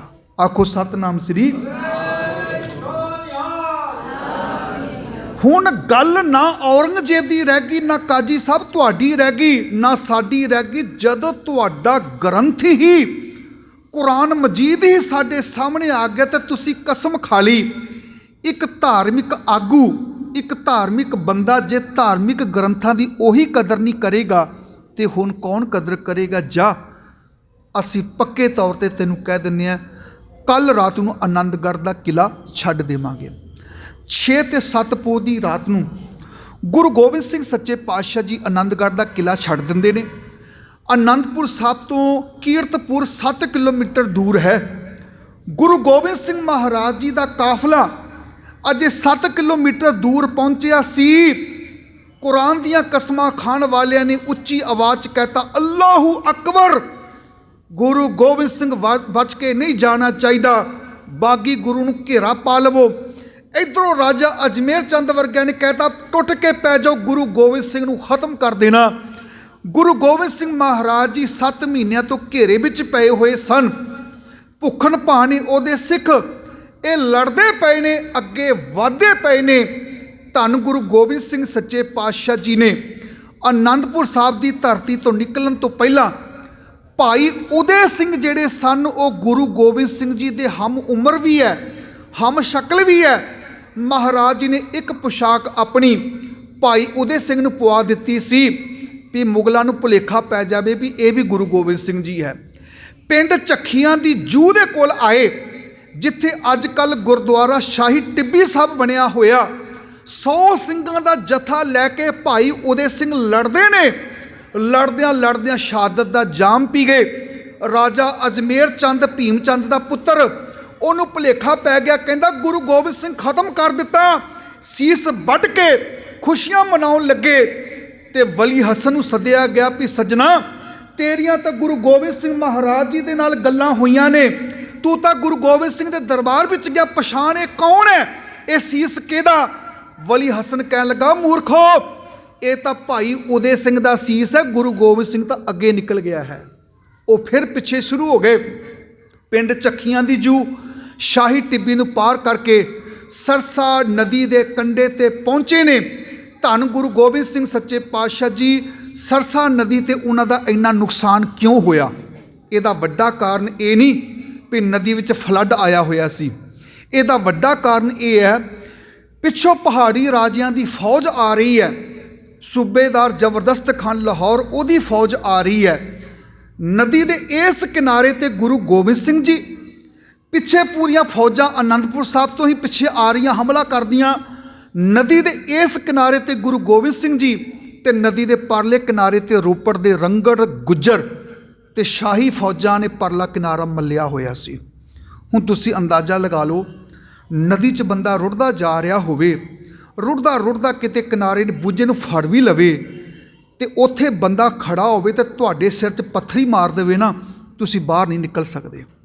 ਉਹਨਾਂ ਦੇ ਹੱਥਾਂ ਵਿੱਚ ਤਾਂ ਨੇਜੇ ਸੀ, ਉਹਨਾਂ ਦੇ ਹੱਥਾਂ ਵਿੱਚ ਤਾਂ ਬੰਦੂਕਾਂ ਸੀ, ਉਹਨਾਂ ਦੇ ਹੱਥਾਂ ਵਿੱਚ ਤਾਂ ਮੋٹے-ਮੋٹے ਪੱਥਰ ਸੀ। ਜਿਹੜਾ ਵੀ ਸਿੱਖ ਤਰਦਾ ਹੋਇਆ ਪਾਰ ਜਾਂਦਾ ਸੀ, ਉਹਦੇ ਸਿਰ ਦੇ ਵਿੱਚ ਉਹ ਪੱਥਰ ਮਾਰ ਕੇ, ਗੋਲੀ ਮਾਰ ਕੇ ਉਸੇ ਨਦੀ 'ਚ ਸ਼ਹੀਦ ਕਰ ਦਿੰਦੇ ਸਨ। 500 ਦੇ ਕਰੀਬ ਸਿੱਖ ਗਏ, ਗੁਰੂ ਦਾ ਪਰਿਵਾਰ ਗਿਆ। ਇੰਨੀ ਭਿਅੰਕਰ ਜੰਗ ਹੋਈ। ਉਸ ਜੰਗ ਵਿੱਚ ਧੰਨ ਗੁਰੂ ਗੋਬਿੰਦ ਸਿੰਘ ਮਹਾਰਾਜ ਦਾ ਪਰਿਵਾਰ 3 ਭਾਗਾਂ 'ਚ ਵੰਡਿਆ ਗਿਆ। ਛੋਟੇ ਸਾਹਿਬਜ਼ਾਦਿਆਂ ਦੀ ਦਾਸਤਾਨ। ਕੌਣ ਸੀ ਦੀਵਾਨ ਟੋਡਰਮਲ? ਉਹਦੇ ਬੱਚਿਆਂ ਦਾ ਕੀ ਨਾਂ ਸੀ? ਉਹਨੂੰ ਦੀਵਾਨ ਕਿਉਂ ਕਿਹਾ ਜਾਂਦਾ ਸੀ? ਕਿੱਥੋਂ ਦਾ ਰਹਿਣ ਵਾਲਾ ਸੀ? ਕਿੰਨੀਆਂ ਮੋਹਰਾਂ ਵਿਛਾਈਆਂ? ਇਹ ਰਾਤ ਦੇ ਦੀਵਾਨ 'ਚ ਸਾਂਝੀਆਂ ਕੀਤੀਆਂ ਜਾਣਗੀਆਂ। ਭਾਈ ਮੋਤੀ ਮਹਿਰਾ ਕੌਣ ਸੀ? ਉਹਦੀ ਪਤਨੀ ਦਾ ਨਾਂ ਕੀ ਸੀ? ਉਹਦੇ ਪਿਤਾ ਦਾ ਨਾਂ ਕੀ ਸੀ? ਉਹ ਨੌਕਰੀ ਕੀ ਕਰਦਾ ਸੀ? ਇਹ ਵੀ ਰਾਤ ਦੇ ਦੀਵਾਨ 'ਚ ਸਾਂਝਾ ਕੀਤਾ ਜਾਵੇਗਾ। ਹੁਣ ਦੇ ਦੀਵਾਨ ਵਿੱਚ ਅਸੀਂ ਚਮਕੌਰ ਦੀ ਗੜੀ ਦੀ ਗੱਲ ਕਰਾਂਗੇ। ਗੁਰੂ ਗੋਬਿੰਦ ਸਿੰਘ ਮਹਾਰਾਜ ਸੱਚੇ ਪਾਤਸ਼ਾਹ ਜੀ 40 ਸਿੱਖਾਂ ਦੇ ਨਾਲ ਇਸ ਸਰਸਾ ਨਦੀ ਨੂੰ ਪਾਰ ਕਰਕੇ ਪਹੁੰਚੇ ਨੇ ਗੁਰਦੁਆਰਾ ਭੱਠਾ ਸਾਹਿਬ, ਜਿੱਥੇ ਅੱਜ ਬਣਿਆ ਹੋਇਆ, ਰੋਪੜ ਦੀ ਧਰਤੀ, ਜ਼ਿਲ੍ਹਾ ਰੂਪਨਗਰ, ਪੰਜਾਬ। ਇਸ ਤੋਂ ਅੱਗੇ ਮਹਾਰਾਜ ਸੱਚੇ ਪਾਤਸ਼ਾਹ ਜੀ ਸਹਿਜੋ ਮਾਜਰਾ ਪਿੰਡਾਂ, ਬੂਰ ਮਾਜਰਾ, ਇਹਨਾਂ ਪਿੰਡਾਂ ਤੋਂ ਲੰਘਦਿਆਂ ਹੋਇਆਂ ਮੇਰੇ ਕਿਰਪਾਲੂ ਦਾਤਾ ਜੀ ਪਹੁੰਚੇ ਨੇ ਚਮਕੌਰ ਪਿੰਡ ਵਿੱਚ। ਭਾਈ ਬੁੱਧੀ ਚੰਦ ਰਾਵਤ ਗੁਰੂ ਘਰ ਦਾ ਸ਼ਰਧਾਲੂ, ਉਹਦੇ ਕੋਲ ਜੋ ਵੀ ਬਣਿਆ ਸਰਿਆ ਗੁਰੂ ਮਹਾਰਾਜ ਜੀ ਨੂੰ ਪ੍ਰਸ਼ਾਦਾ ਪਾਣੀ ਛਕਾਇਆ। ਮਹਾਰਾਜ ਕਹਿਣ ਲੱਗੇ, ਅਸੀਂ ਤੇਰੇ ਕੋਲ ਇੱਕ ਹੋਰ ਸੇਵਾ ਲੈਣਾ ਚਾਹੁੰਦੇ ਹਾਂ। ਦੱਸੋ ਮਹਾਰਾਜ। ਆਹ ਜਿਹੜੀ ਕੱਚੀਆਂ ਇੱਟਾਂ ਦੀ ਬਣੀ ਹੋਈ ਗੜੀ, ਅਸੀਂ ਇੱਥੇ ਮੋਰਚਾਬੰਦੀ ਕਰਨਾ ਚਾਹੁੰਦੇ ਹਾਂ। ਮੁਗਲਾਂ ਦੇ ਨਾਲ ਇੱਕ ਵਾਰੀ ਫਿਰ ਅਸੀਂ ਲੜਨਾ ਚਾਹੁੰਦੇ ਹਾਂ। ਮੇਰੇ ਸਤਿਗੁਰੂ ਦਾ ਬਚਨ ਮੰਨ ਕੇ ਉਸ ਨੇ ਹਵੇਲੀ ਦਾ ਦਰਵਾਜ਼ਾ ਖੋਲ੍ਹ ਦਿੱਤਾ। ਮੇਰੇ ਸਤਿਗੁਰਾਂ ਨੇ ਜਾ ਕੇ ਉਸ ਚਮਕੌਰ ਦੀ ਗੜੀ ਦੇ ਵਿੱਚ ਮੋਰਚਾਬੰਦੀ ਕਰਨੀ ਸ਼ੁਰੂ ਕਰ ਦਿੱਤੀ। ਰਾਤ ਦਾ ਸਮਾਂ, ਇੱਧਰ ਮਹਾਰਾਜ ਸੱਚੇ ਪਾਤਸ਼ਾਹ ਜੀ ਆਪਣੇ ਸਿੱਖਾਂ ਨੂੰ ਉਪਦੇਸ਼ ਕਰਦੇ ਪਏ ਨੇ। ਬਾਹਰੋਂ ਮੁਗਲਾਂ ਦੀਆਂ ਫੌਜਾਂ ਇਕੱਠੀਆਂ ਹੁੰਦੀਆਂ ਜਾ ਰਹੀਆਂ। ਲੱਖਾਂ ਦੀ ਭੀੜ। ਉਸ ਗੜੀ ਚਮਕੌਰ ਨੂੰ ਉਹਨਾਂ ਨੇ ਘੇਰਾ ਪਾ ਲਿਆ। ਰਾਤ ਦੇ ਸਮੇਂ ਉਹਨਾਂ ਨੇ ਸਿਰਫ ਘੇਰਾ ਟਾਈਟ ਕੀਤਾ ਵੀ ਰਾਤ ਦੇ ਸਾਹਮਣੇ ਲੜਾਂਗੇ ਤੇ ਸਾਡਾ ਨੁਕਸਾਨ ਜ਼ਿਆਦਾ ਹੋਵੇਗਾ। ਵੀ ਗੁਰੂ ਗੋਬਿੰਦ ਸਿੰਘ ਜੀ ਘੇਰੇ 'ਚ ਲੈ ਲਿਆ, ਹੁਣ ਕਿੱਥੇ ਜਾ ਸਕਦੇ ਨੇ। ਰਾਤ ਉਹਨਾਂ ਨੇ ਬਾਹਰ ਫੌਜਾਂ ਇਕੱਠੀਆਂ ਕੀਤੀਆਂ, ਘੇਰਾ ਪਾਇਆ। ਅੰਦਰ ਗੁਰੂ ਗੋਬਿੰਦ ਸਿੰਘ ਸੱਚੇ ਪਾਤਸ਼ਾਹ ਜੀ ਸਿੱਖਾਂ ਨੂੰ ਕਹਿੰਦੇ ਪਏ ਨੇ, ਗੁਰਸਿੱਖੋ, ਮੇਰਾ ਰੋਮ ਰੋਮ ਤੁਹਾਡਾ ਕਰਜ਼ਦਾਰ ਹੈ। ਮੈਂ ਇੱਕ ਸੀਸ ਦੀ ਮੰਗ ਕੀਤੀ ਸੀ ਤੁਹਾਡੇ ਕੋਲ 1699 ਦੀ ਵਿਸਾਖੀ ਨੂੰ, ਤੁਸੀਂ ਮੈਨੂੰ 5 ਸੀਸ ਭੇਟ ਕੀਤੇ ਸੀ। ਅੱਜ ਮੇਰਾ ਇੱਕ ਇੱਕ ਸਿੱਖ 7 ਮਹੀਨਿਆਂ ਤੋਂ ਭੁੱਖਣ ਭਾਣਾ ਮੇਰੇ ਨਾਲ ਤੁਰਿਆ ਜਾ ਰਿਹਾ, ਆਪਣੀਆਂ ਕੁਰਬਾਨੀਆਂ ਦਿੰਦਿਆਂ ਜਾ ਰਿਹਾ। ਮੇਰੇ ਬੱਚਿਓ, ਅੱਜ ਭਾਵੇਂ ਅਸੀਂ ਸਾਰੇ ਕੁਰਬਾਨ ਹੋ ਜਾਵਾਂਗੇ, ਮੌਤ ਅਟਲ ਹੈ, ਇੱਕ ਦਿਨ ਸਭ ਤੇ ਆਉਣੀ ਹੈ, ਪਰ ਰਹਿੰਦੀ ਦੁਨੀਆ ਤੱਕ ਤੁਹਾਡਾ ਨਾਂ ਦੁਨੀਆ ਦੇ ਵਿੱਚ ਰਹੇਗਾ, ਕਿਉਂਕਿ ਤੁਸੀਂ ਧਰਮ ਦੀ ਖਾਤਰ ਆਪਣੇ ਆਪ ਨੂੰ ਕੁਰਬਾਨ ਕਰਨ ਲੱਗੇ ਹੋ। ਮਹਾਰਾਜ ਜੀ ਨੇ ਬੜੀ ਹੀ ਜੋਸ਼ ਦੇ ਨਾਲ ਅੰਦਰ ਤਕਰੀਰ ਕੀਤੀ ਹੈ। 12 ਫੌਜਾਂ ਇਕੱਠੀਆਂ ਹੋਈਆਂ। ਦਿਨ ਚੜ੍ਹਿਆ।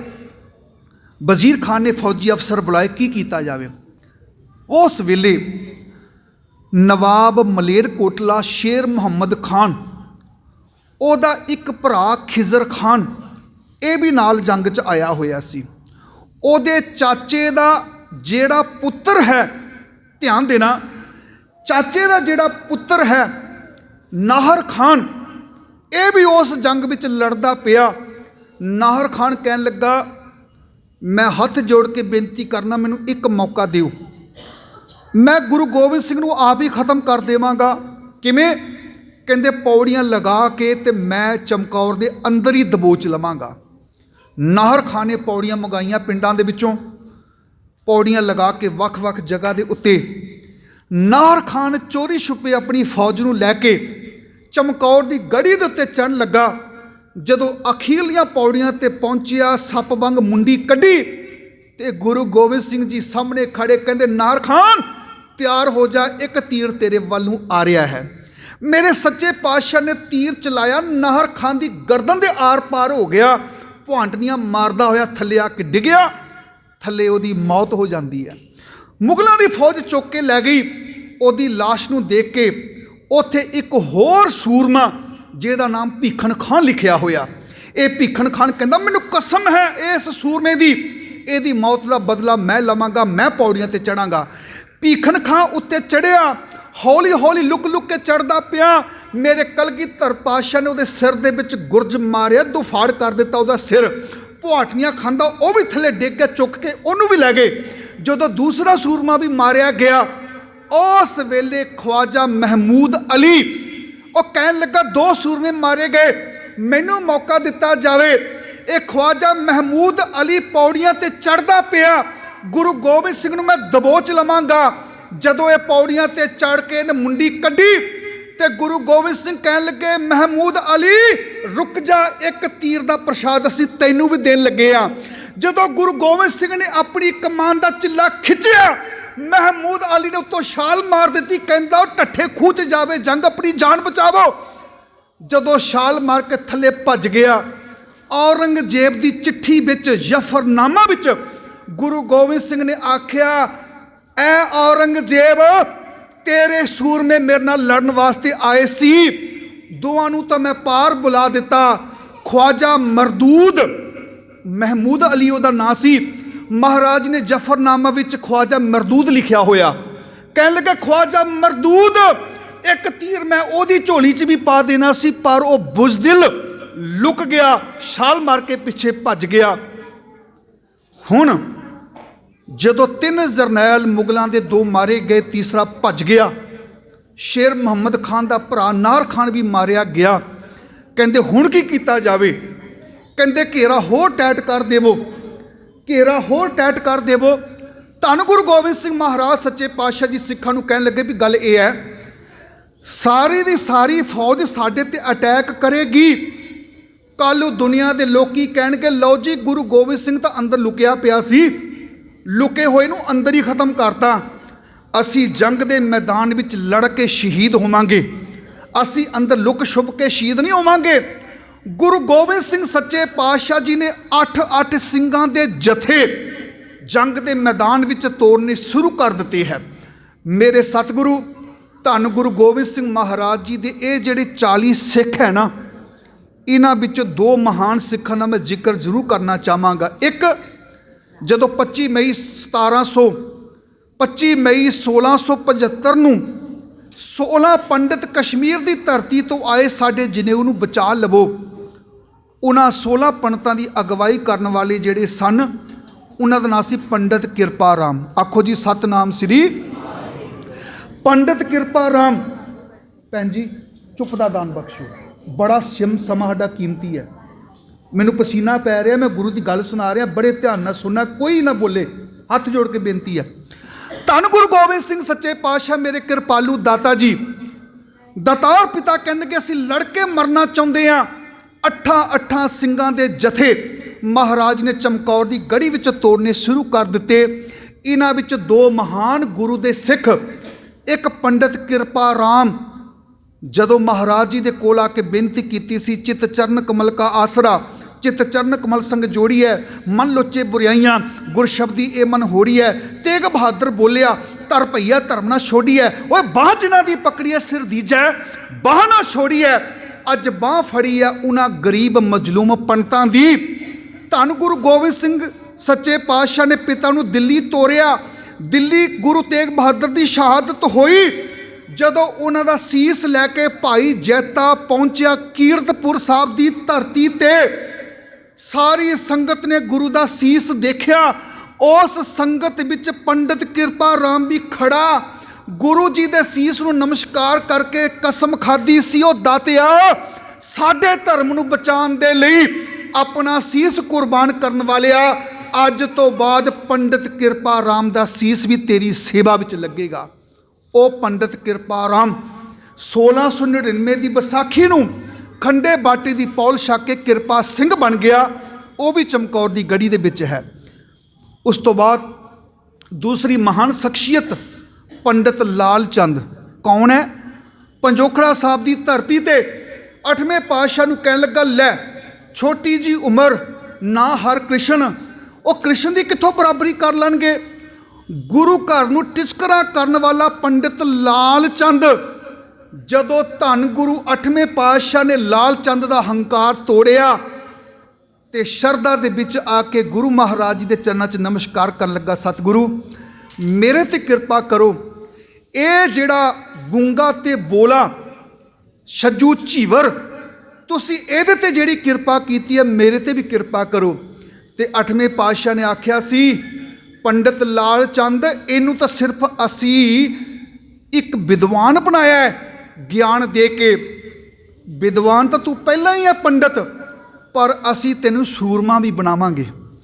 ਉਹ ਪੰਡਿਤ ਲਾਲ ਚੰਦ ਅੰਮ੍ਰਿਤ ਛਕ ਕੇ ਬਜ਼ੁਰਗ ਅਵਸਥਾ ਵਿੱਚ ਆ ਚੁੱਕਾ, ਅੰਮ੍ਰਿਤ ਛਕ ਕੇ ਗੁਰੂ ਵਾਲਾ ਬਣ ਕੇ ਤੇ ਅੱਜ ਉਹ ਲਾਲ ਸਿੰਘ ਬਣ ਚੁੱਕਾ। ਇਹ ਵੀ ਚਮਕੌਰ ਦੀ ਗੜੀ ਦੇ ਵਿੱਚ ਹੀ ਹੈ। ਧੰਨ ਗੁਰੂ ਗੋਬਿੰਦ ਸਿੰਘ ਮਹਾਰਾਜ ਸੱਚੇ ਪਾਤਸ਼ਾਹ ਜੀ ਦੇ ਲਾਡਲੇ ਸੂਰਮੇ 8-8 ਸਿੰਘਾਂ ਦੇ ਜਥੇ ਜੰਗ ਦੇ ਮੈਦਾਨ ਵਿੱਚ ਜਾਂਦੇ ਨੇ, ਸ਼ਹਾਦਤ ਦਾ ਜਾਮ ਪੀਂਦੇ ਨੇ। ਕਲਗੀਧਰ ਪਾਤਸ਼ਾਹ ਜੀ ਜਕਾਰੇ ਛੱਡ ਕੇ ਉਹਨਾਂ ਦੀ ਸ਼ਹਾਦਤ ਨੂੰ ਕਬੂਲ ਕਰਦੇ ਨੇ। ਜਦੋਂ 1-2 ਜਥੇ ਸ਼ਹਾਦਤ ਦਾ ਜਾਮ ਪੀ ਗਏ, 18 ਸਾਲ ਦਾ ਲਾਲ ਗੁਰੂ ਗੋਬਿੰਦ ਸਿੰਘ ਜੀ ਦਾ ਸਾਹਿਬਜ਼ਾਦਾ ਅਜੀਤ ਸਿੰਘ ਸਾਹਮਣੇ ਆ ਕੇ ਪਿਤਾ ਜੀ ਦੇ ਖੜੇ ਹੋ ਗਿਆ, ਸਤਿਗੁਰੂ ਮੈਂ ਵੀ ਜੰਗ ਦੇ ਮੈਦਾਨ ਵਿੱਚ ਸ਼ਹਾਦਤ ਦਾ ਜਾਮ ਪੀਣਾ ਚਾਹੁੰਦਾ। ਮਹਾਰਾਜ ਕਹਿਣ ਲੱਗੇ, ਪੁੱਤਰ ਜੰਗ ਦੇ ਮੈਦਾਨ ਵਿੱਚ ਜਾ ਰਿਹਾ, ਮੈਂ ਤੇਰੇ ਤੋਂ ਕੀ ਉਮੀਦ ਰੱਖਾਂ? ਤੇ ਅੱਗੇ ਉਹ ਲਾਲ ਨੇ ਕੀ ਆਖਿਆ, ਨਾਮ ਕਾ ਅਜੀਤ ਹੂੰ जीता ना जाऊंगा, घर जीता गया तो लौट के ना आऊँगा। मेरे सतगुरु मैं जंग के मैदान में जावां, पहली गल तो मैनू जित नहीं सकता कोई, पर समा ऐसा आ गया, मैनू घेरा पै गया, तो मैं हाथ जोड़ के यही अरदास करदा, जब आपकी औद निधान बने अति ही रन मैं तब जूझ मरूं। मैं उस जंग विच जूझद्या होया मर जावां, पर मैं पिठ दिखा के कदी भी मुगलों नूं पिछे नहीं आवांगा। गुरु गोबिंद सिंह महाराज कहते शाबाश मेरे लाल। जंग के मैदान में धन गुरु गोबिंद सिंह महाराज जी ने अपने बड़े पुत्र नूं तोरिया, उहदी उम्र 18 साल है। गुरु नानक पातशाह का प्रकाश 1469 में हुंदा है, 1487 में बटाले की धरती ते उन्हां दी शादी हुंदी है। गुरु नानक पातशाह की उम्र उस वेले 18 साल है। 18 साल की उम्र में बच्चों दी शादियां हुंदियां ने। अज पिता ने अपने पुत्र के सीस ते कलगी सजाई, घोड़ी ते बिठाया, बागां फड़ के तोरन लगे ने। दुनिया के लोगों तुहाडे विच ते गुरु गोबिंद सिंह विच एक फर्क है। तुसी भी अपने पुत्रां दे सिर ते कलगियां सजांदे हो, तुसी भी घोड़ी ते बिठांदे हो, सोहना उन्हां नूं पोशाक पांदे हो, तुसी भी अपने पुत्र नूं खुशियां नाल तोरदे हो, पर तुहाडे पुत्र जंज दे वास्ते जांदे ने, पर गुरु गोबिंद सिंह दे बच्चियां नूं जंज ते जाण दा शौक नहीं है। ये जंग दे मैदान विच जा रहे ने।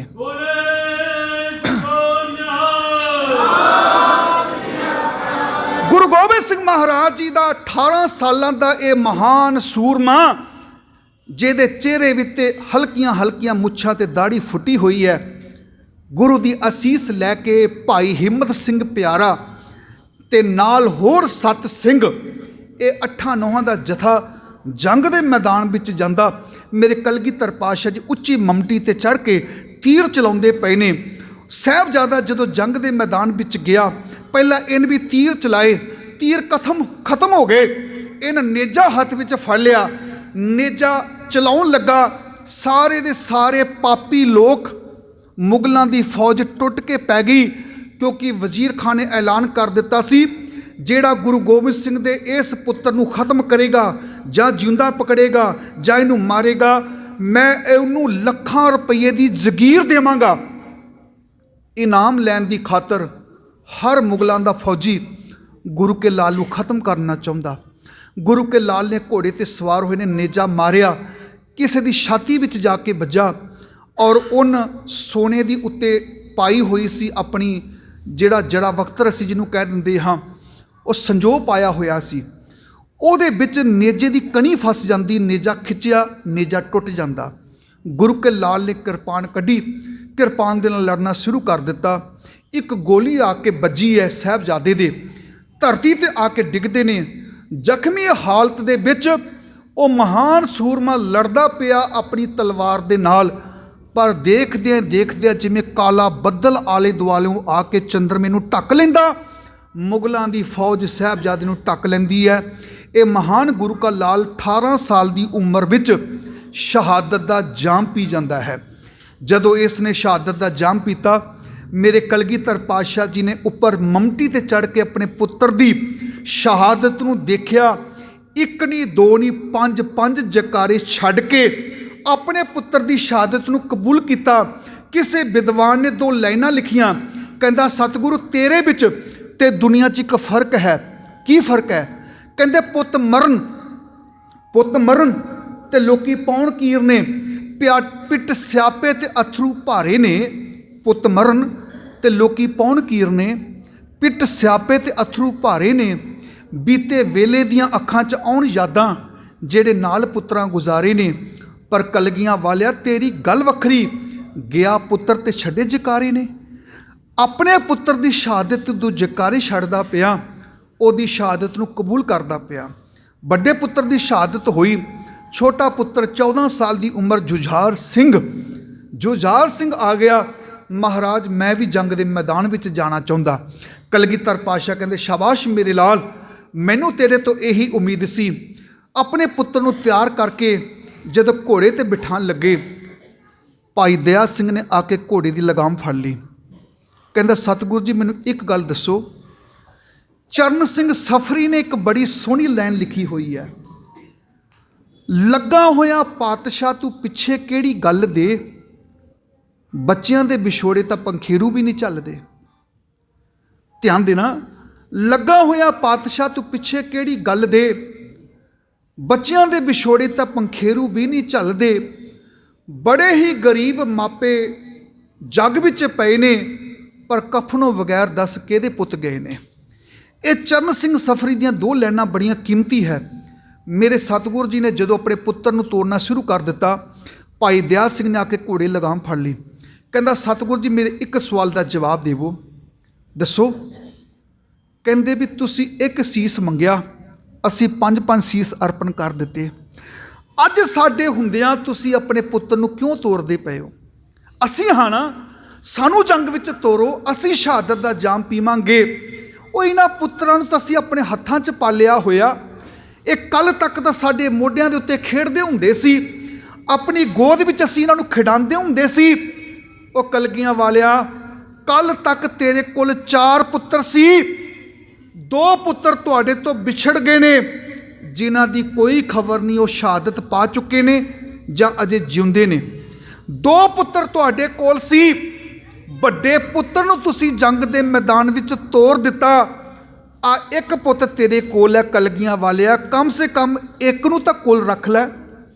ਜਦੋਂ ਇਹ ਗੱਲ ਆਖੀ, ਕਲਗੀਧਰ ਪਾਤਸ਼ਾਹ ਜੀ ਨੇ ਨਜ਼ਰ ਅੰਦਾਜ਼ ਕਰ ਦਿੱਤਾ, ਕੋਈ ਗੱਲ ਨਾ ਸੁਣੀ, ਆਪਣੇ ਪੁੱਤਰ ਦਾ ਮੱਥਾ ਚੁੰਮਦੇ ਪਏ ਨੇ, ਜੰਗ ਦੇ ਮੈਦਾਨ ਵਿੱਚ ਤੋਰਦੇ ਪਏ ਨੇ। ਮੇਰੀ ਇਹ ਭੈਣੋਂ ਰਲ ਕੇ ਇੱਕ ਬੜੀ ਵਿਚਾਰ ਭਰੀ ਇਹ ਗੱਲ ਸੁਣਨਾ। ਕਵਿਤਾ ਦੇ 2 ਬੋਲ, ਕਹਿੰਦੇ ਚੁੰਮਿਆ ਮੱਥਾ ਲਾਲ ਦਾ ਮੇਰੇ ਗੋਬਿੰਦ ਸੂਰੇ, ਜਾਓ ਵਿੱਚ ਮੈਦਾਨ ਦੇ ਚਿੱਤ ਚਾਓ ਅਧੂਰੇ। ਸਾਡੇ ਬੱਚਿਆਂ ਦੇ 36 ਚਾਅ ਹੁੰਦੇ ਨੇ, ਕੋਈ ਕਹਿੰਦਾ ਮੈਂ ਬੁਲਟ ਮੋਟਰਸਾਈਕਲ ਲੈਣਾ, ਕੋਈ ਕਹਿੰਦਾ ਮੈਂ ਆਈਫੋਨ ਲੈਣਾ, ਕੋਈ ਕਹਿੰਦਾ ਮੈਂ ਕੈਨੇਡਾ ਜਾਣਾ, ਕੋਈ ਕਹਿੰਦਾ ਮੈਂ ਫਲਾਨੀ ਜਗ੍ਹਾ ਜਾਣਾ। ਬੱਚਿਆਂ ਦੇ 36 ਚਾਅ ਹੁੰਦੇ ਨੇ ਇਸ ਉਮਰ ਵਿੱਚ, ਪਰ ਮੇਰੇ ਲਾਲ ਮੈਂ ਤੁਹਾਡਾ ਕੋਈ ਚਾਅ ਨਹੀਂ ਪੂਰਾ ਕਰ ਸਕਿਆ। ਜਿਸ ਉਮਰ ਵਿੱਚ ਤੁਸੀਂ ਆਪਣੇ ਚਾਅ ਪੂਰੇ ਕਰਨੇ ਸੀ, उस उम्र विच तुसी तलवारां फड़ के मुगलों नाल लड़दे पए हो। चुम्मिया मत्था लाल दा मेरे गोविंद सूरे, जाओ बिच मैदान दे चित चाओ अधूरे। बागा फड़ के तोरिया रन अंदर लड़ना, कतरा बच जाए सच दा जंग अंदर मरना। दादी दा प्यार लै जावो हथ फड़ के चुमदे, देख विछोड़ा चमन दा हंझू धरती डुलदे। केड़ी अख सी उस वेले जो भरना रोई, अगे वध के दया सिंह कीती अरजोई। हुंदे पुत निशाने जग जिउंदे मापे, दो बिछड़े दो कोल सी ओ भी तोरे आपे। दसो मेरे पातशाह की चोज निराले, ओ इक ता कोल तू रख लै सोने कलगियां वाले। सुन के सच्चे पातशाह मुखों फरमाया, पुत बचाला मेरे वस नहीं रब परचा पाया। पुत बचाला मेरे वस नहीं रब परचा पाया। मैं ताने सुन नहीं सकदा कालू दुनिया मारे, ओ सिंह शहीद करवा दिते चारे पुत बचा ले। होया की जे पिता जी मैं दिल्ली तोरे, माता मात बजुर्ग जो पै गए विछोड़े। ऐ पर अज भी वारना मैं जोड़ा जोड़ा, ओ मेरा पंथ वसे मैं उजड़ा मन चौक नेरा। ओ मैनू सब तो प्यारे पुत सी पुत्तां नालों सिख प्यारे। दुनिया सिर तो पैसे वारदी, मैं तुहाडे तो पुत्र वारे।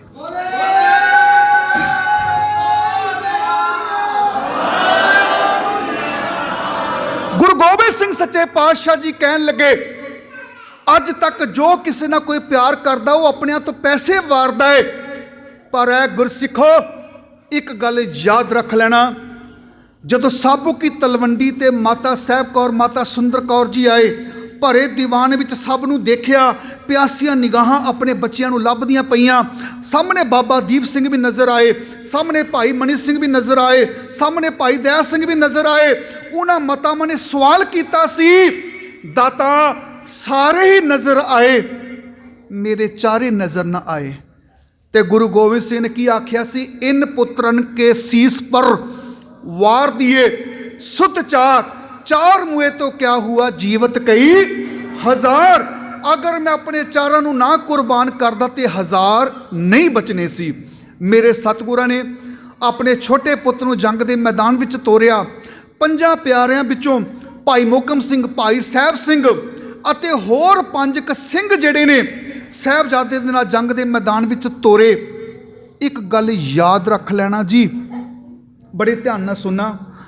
औरंगजेब दे भी 4 पुत्र है, गुरु गोबिंद सिंह दे भी 4 पुत्र है, श्री राजा दशरथ दे भी 4 पुत्र है। पर चारां दी तिन्ना इन्हां महान गुरु गोबिंद सिंह महान सतगुरु ते औरंगजेब ते राजा दशरथ की कहानी एक दूजे नाल रलदी जरूर है। मैं फिर बेनती करा, 4 पुत्र औरंगजेब दे ने, 4 पुत्र राजा दशरथ दे ने, 4 ही पुत्र धन गुरु गोबिंद सिंह जी दे ने। औरंगजेब कहंदा गुरु गोबिंद सिंह दे 4 पुत्रां नूं खत्म कर देवांगा, उन्हां दा नामो निशान मिटा देवांगा। पर तुहानूं मान होना चाहिए, पूरे वर्ल्ड दे विच 195 देश है जी। अज 195 देश ने पूरे वर्ल्ड विच 128 देशों विच गुरु ग्रंथ साहब जी दे प्रकाश हुंदे ने।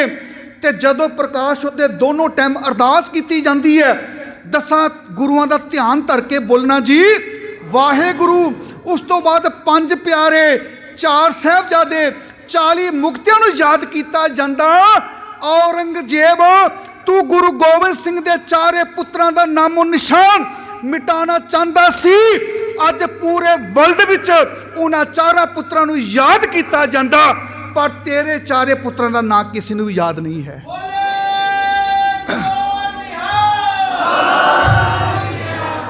उस औरंगजेब दे 4 पुत्रां दा नाम हो सकदा साडे विच किसी नूं भी याद ना होवे। 4 पुत्री राजा दशरथ दे ने। मैं इत्ते कंपैरिजन नहीं कर लगा भी आ वड्डे सन, आ छोटे सन, आ डर गए, आ बड़े नहीं।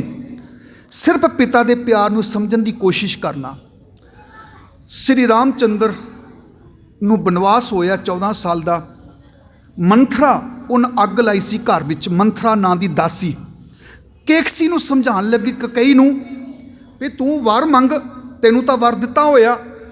कहंदी की मंगा? ਕਹਿੰਦੀ ਆਪਣੇ ਸੁਤੇਲੇ ਪੁੱਤਰ ਦੇ ਲਈ ਤੂੰ ਬਨਵਾਸ ਮੰਗ, ਆਪਣੇ ਪੁੱਤਰ ਭਰਤ ਦੇ ਲਈ ਤੂੰ ਰਾਜ ਮੰਗ। ਉਹਨੇ ਮੰਗਿਆ।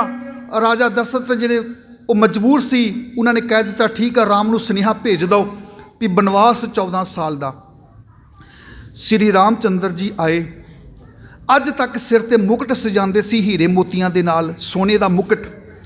ਅੱਜ ਜਦੋਂ ਬਨਵਾਸੀ ਕੱਪੜੇ ਪਾਏ ਹੋਏ, ਕੇਸ ਖੁੱਲ੍ਹੇ ਛੱਡੇ ਹੋਏ, ਭਗਵੇਂ ਜੇ ਕੱਪੜੇ ਪਾ ਕੇ ਨੰਗੀ ਪੈਰੀ ਜਦੋਂ ਪਿਤਾ ਜੀ ਦੇ ਸਾਹਮਣੇ ਆ ਕੇ ਖੜੇ ਹੋਏ, ਰਾਜਾ ਦਸ਼ਰਥ ਨੇ ਆਪਣੇ ਪੁੱਤਰ ਨੂੰ ਬਨਵਾਸੀ ਕੱਪੜਿਆਂ ਵਿੱਚ ਦੇਖਿਆ। ਉਹਦੀਆਂ ਭੁੱਬਾਂ ਨਿਕਲ ਗਈਆਂ। ਕਹਿੰਦਾ ਪੁੱਤਰ ਕੁਛ ਵੀ ਹੋ ਜਾਵੇ, ਦੁਨੀਆ 'ਚ ਮੈਂ ਝੂਠਾ ਪੈ ਜਾਵਾਂ, ਪਰ ਮੇਰੇ ਪੁੱਤਰ ਤੂੰ ਮੈਨੂੰ ਛੱਡ ਕੇ ਨਾ ਜਾਵੀਂ, ਮੈਂ ਤੇਰੇ ਤੋਂ ਬਿਨਾਂ ਜੀ ਨਹੀਂ ਸਕਾਂਗਾ। 4 ਪੁੱਤਰ ਨੇ, 2 ਪੁੱਤਰ ਸ਼ਤਰੁਘਨ ਤੇ ਭਰਤ, ਇਹ ਦੋਨੋਂ ਉਹਨਾਂ ਦੇ ਕੋਲ ਨੇ। 2 ਪੁੱਤਰ ਜਾ ਰਹੇ ਨੇ, 14 ਸਾਲਾਂ ਬਾਅਦ ਉਹ ਵੀ ਮੁੜ ਕੇ ਆ ਹੀ ਜਾਣੇ ਹੈ। ਪਰ ਇੱਕ ਪਿਤਾ ਦੇ ਵਾਸਤੇ ਪੁੱਤਰਾਂ ਦਾ ਦਰਦ ਕੀ ਹੁੰਦਾ, ਔਲਾਦ ਦਾ ਦਰਦ ਕੀ ਹੁੰਦਾ। ਰਾਮਾਨੰਦ ਸਾਗਰ ਦੀ 1987 ਤੇ 88 ਵਿੱਚ ਤੁਸੀਂ ਰਮਾਇਣ ਦੇਖੀ ਹੋਵੇਗੀ, ਉਹਨੂੰ ਦੁਬਾਰਾ ਜਾ ਕੇ ਫਿਰ ਦੇਖਣਾ ਇੰਟਰਨੈਟ ਤੋਂ।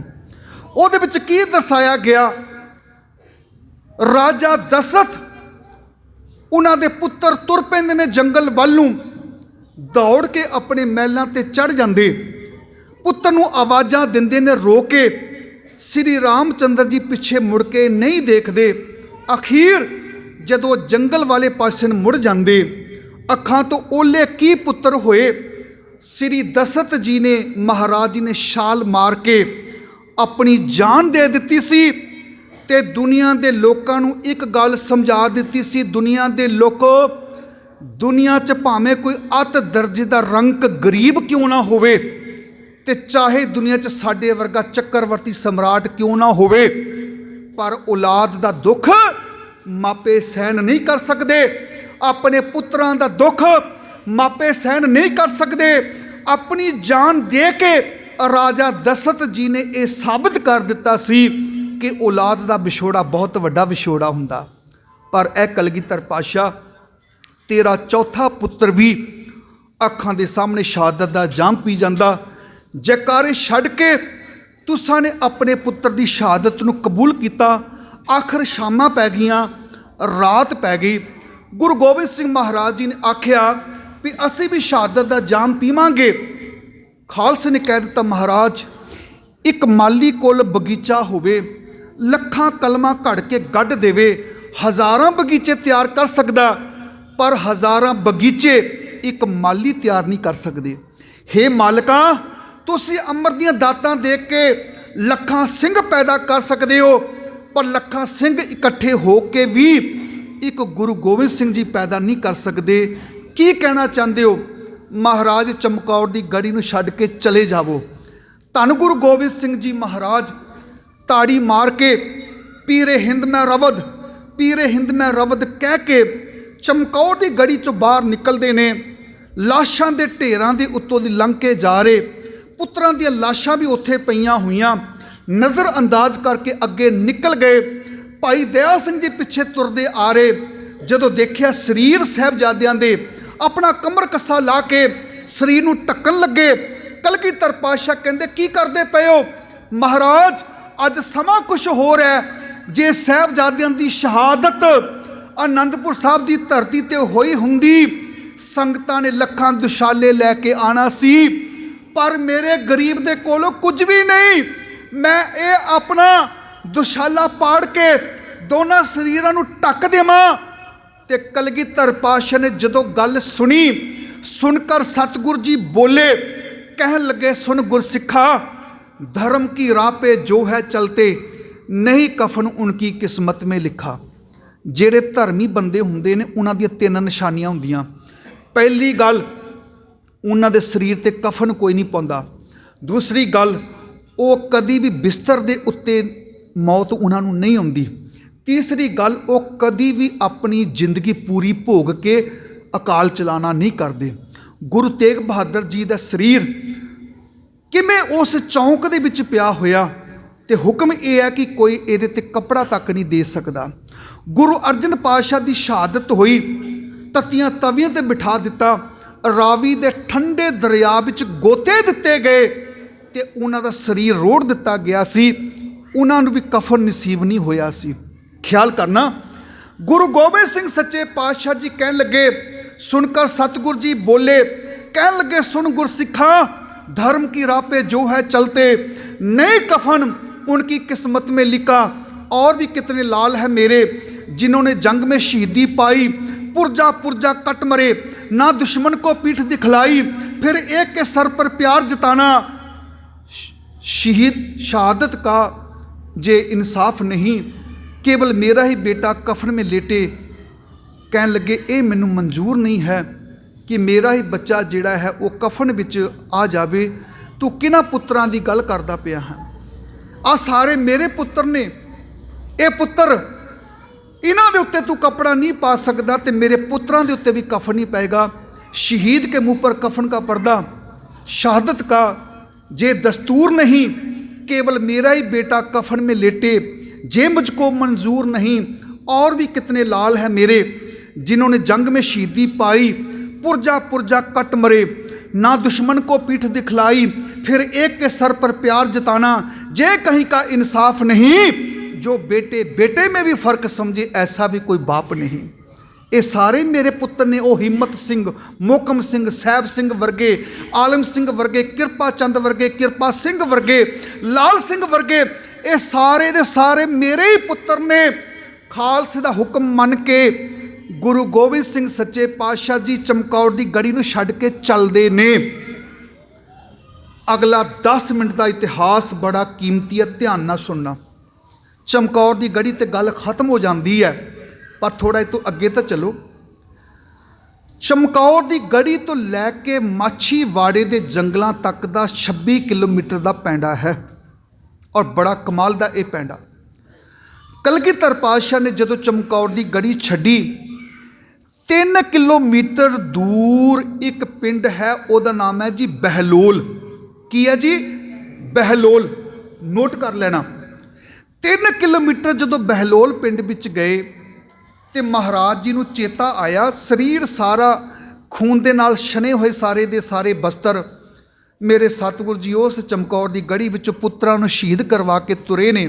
हनेरी रात बहलोल पिंड दे विच जदों आए, लंघन लगे, चेता आया इत्थों दा एक मसंद पूरन साडा सिख है, चलो उहदे घर चलदे हां।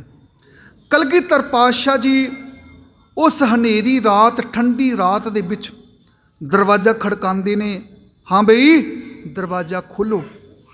अंदर एक टुट्टी जी मंजी उत्ते एक पुरख लेटिया होया, कोल ओदे धूनी जी बलदी पई सी, हुण बुझ चुकी है, वो सौण लगा है। जदों दरवाज़ा खुलिया, उन्हें पुछया कौन है तुसीं? कहंदे मैं पूरन मसंद नूं ओदे घर आ रहा हाँ। तुसीं कौन हो? कहंदे जी मेरा नाम है जिउणा ते मैं पूरन मसंद दा नौकर हाँ। जा फिर अपने मालक नूं ठा ते ओनू कह कि तेरा मालक तेनू मिलन वास्ते आया। ये जिउणा बड़े मान दे नाल गया ते गुरु गोबिंद सिंह जी साडे घर आए ने। अंदरला दरवाज़ा खड़काया, शाह जी दरवाज़ा खोलो। जिउणा की गल है? दरवाज़ा खुलिया, पुछया की गल है? आखे गुरु गोबिंद सिंह जी तुहानू मिलन वास्ते आए ने। पूरन मसंद ने कह दिता सी, जा कलगी वाले पातशाह नूं कह दे, जिन्हां कदमां तो चल के तुसी आए हो, इन्हां कदमां दे नाल पिछे मुड़ जावो, क्योंकि मेरे घर विच तुहानू पनाह नहीं मिल सकदी। तुसी अखां सामने अपने पुत्रां नूं शहीद करवा सकदे हो, पर साडे विच इन्ना दम नहीं है। जा जाके गुरु नूं कह दे कि इत्थों वापस चले जाण। कलगीधर पातशाह जदों बहलोल पिंड तो वापस मुड़न लगे, वो जिउणा जिहड़ा नौकर सी, उहदी अखां विच हंझू आ गए। कल तक तां कहंदा सी भी गुरु जी साडे घर आया करो। अज गुरु जी घर आए ते उन्हां नूं रस्ते तो ही मोड़ दिता। जिउणा कहन लगा, सतगुरु जी 2 पल रुकना। हथ जोड़ के बेनती है। कलगीधर पातशाह जी रुक गए। दस जिउणिया 2 पल रुको जी। उसने अग फरोली। अग दे विच थोड़े जे अंगारे पए हुए लकड़ी दे, आले दुआले झाती मारी। एक सखनी टिंड खूह दी माल ਖੂਹ ਦੀਆਂ ਟਿੰਡਾਂ ਜਿਨ੍ਹਾਂ ਨਾਲ ਲੋਕੀ ਪੁਰਾਣੇ ਸਮੇਂ 'ਚ ਪਾਣੀ ਕੱਢਿਆ ਕਰਦੇ ਸੀ, ਇੱਕ ਸੱਖਣੀ ਟਿੰਡ ਲੈ ਕੇ ਟੁੱਟੀ ਜਿਹੀ ਉਹਦੇ ਵਿੱਚ ਅੱਗ ਪਾ ਕੇ ਕਲਗੀਧਰ ਪਾਤਸ਼ਾਹ ਨੂੰ ਦੇ ਦਿੱਤੀ। ਸਤਿਗੁਰੂ, ਮੈਂ ਹੋਰ ਤੁਹਾਡੀ ਸੇਵਾ ਨਹੀਂ ਕਰ ਸਕਦਾ, ਪਰ ਅੱਗੇ ਜਾ ਕੇ ਕਿਤੇ ਅੱਗ ਸੇਕ ਲੈਣਾ। ਕਲਗੀਧਰ ਪਾਤਸ਼ਾਹ ਜੀ ਉਸ ਸੱਖਣੀ ਟਿੰਡ ਜਿਹਦੇ ਵਿੱਚ ਅੱਗ ਪਾਈ ਹੋਈ ਹੈ, ਮੇਰੇ ਸਤਿਗੁਰੂ ਜੀ ਉਸ ਸੱਖਣੀ ਟਿੰਡ ਨੂੰ ਲੈ ਕੇ, ਅੱਗ ਨੂੰ ਲੈ ਕੇ ਬਹਿਲੋਟ ਪਿੰਡ ਤੋਂ ਚੱਲਦੇ ਨੇ। 1 ਕਿਲੋਮੀਟਰ ਤੇ ਅੱਗੇ ਜਾ ਕੇ ਜਿੱਥੇ ਪਿੰਡ ਦਾ ਨਾਮ ਹੈ ਕੀੜੀ ਅਫਗਾਨਾ, ਕੀੜੀ ਅਫਗਾਨਾ ਪਿੰਡ ਵਿੱਚ ਪਹੁੰਚੇ ਤੇ ਇੱਕ ਜੰਡ ਦਾ ਬੂਟਾ, ਮੇਰੇ ਕਲਗੀਧਰ ਪਾਤਸ਼ਾਹ ਜੀ ਜੰਡ ਦੇ ਬੂਟੇ ਥੱਲੇ ਟਿੰਡ ਨੂੰ ਰੱਖ ਕੇ ਉੱਤੇ ਅੱਗ ਦੇ ਲੱਕੜਾਂ ਪਾ ਕੇ ਅੱਗ ਸੇਕਣ ਲੱਗੇ। ਉਸ ਵੇਲੇ 2 ਗੁੱਜਰਾਂ ਦੇ ਮੁੰਡੇ ਅਲਫੂ ਤੇ ਗਾਮੂ, ਮੁਸਲਮਾਨ ਭਰਾ, ਇਹਨਾਂ ਦੀਆਂ ਰਾਤ ਦੀਆਂ ਮੱਝਾਂ ਗੁਆਚ ਗਈਆਂ ਸੀ। ਇਹ ਮੱਝਾਂ ਲੱਭਦੇ ਹੋਏ ਆ ਰਹੇ, ਅੱਗ ਬਲਦੀ ਪਈ।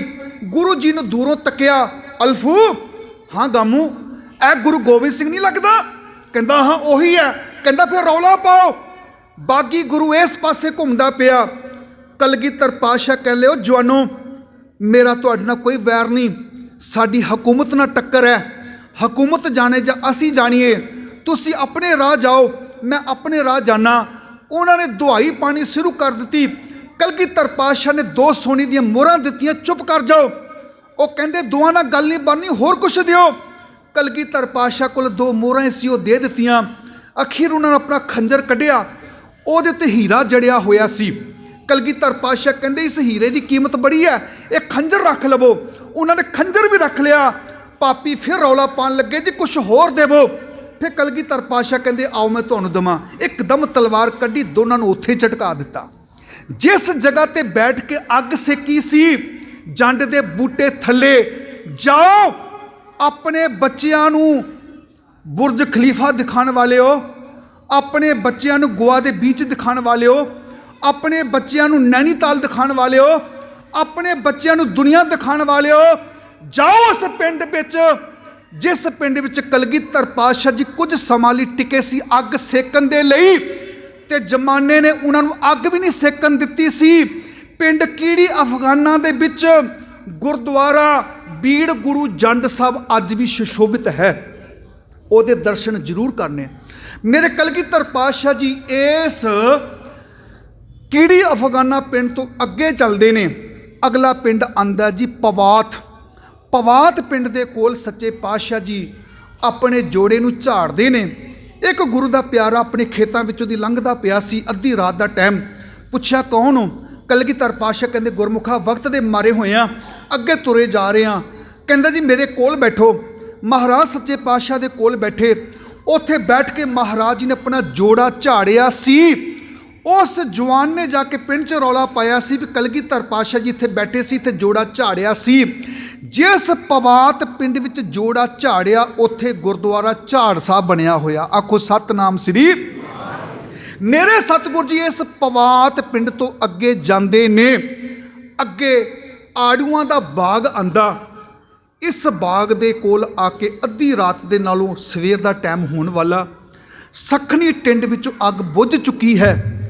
ਮੇਰੇ ਕਲਗੀਧਰ ਪਾਤਸ਼ਾਹ ਜੀ ਉਸ ਸੱਖਣੀ ਟਿੰਡ ਦਾ ਸਰਹਾਣਾ ਲੈ ਕੇ ਆੜੂਆਂ ਦੇ ਬਾਗ ਵਿੱਚ ਸੁੱਤੇ ਪਏ ਨੇ।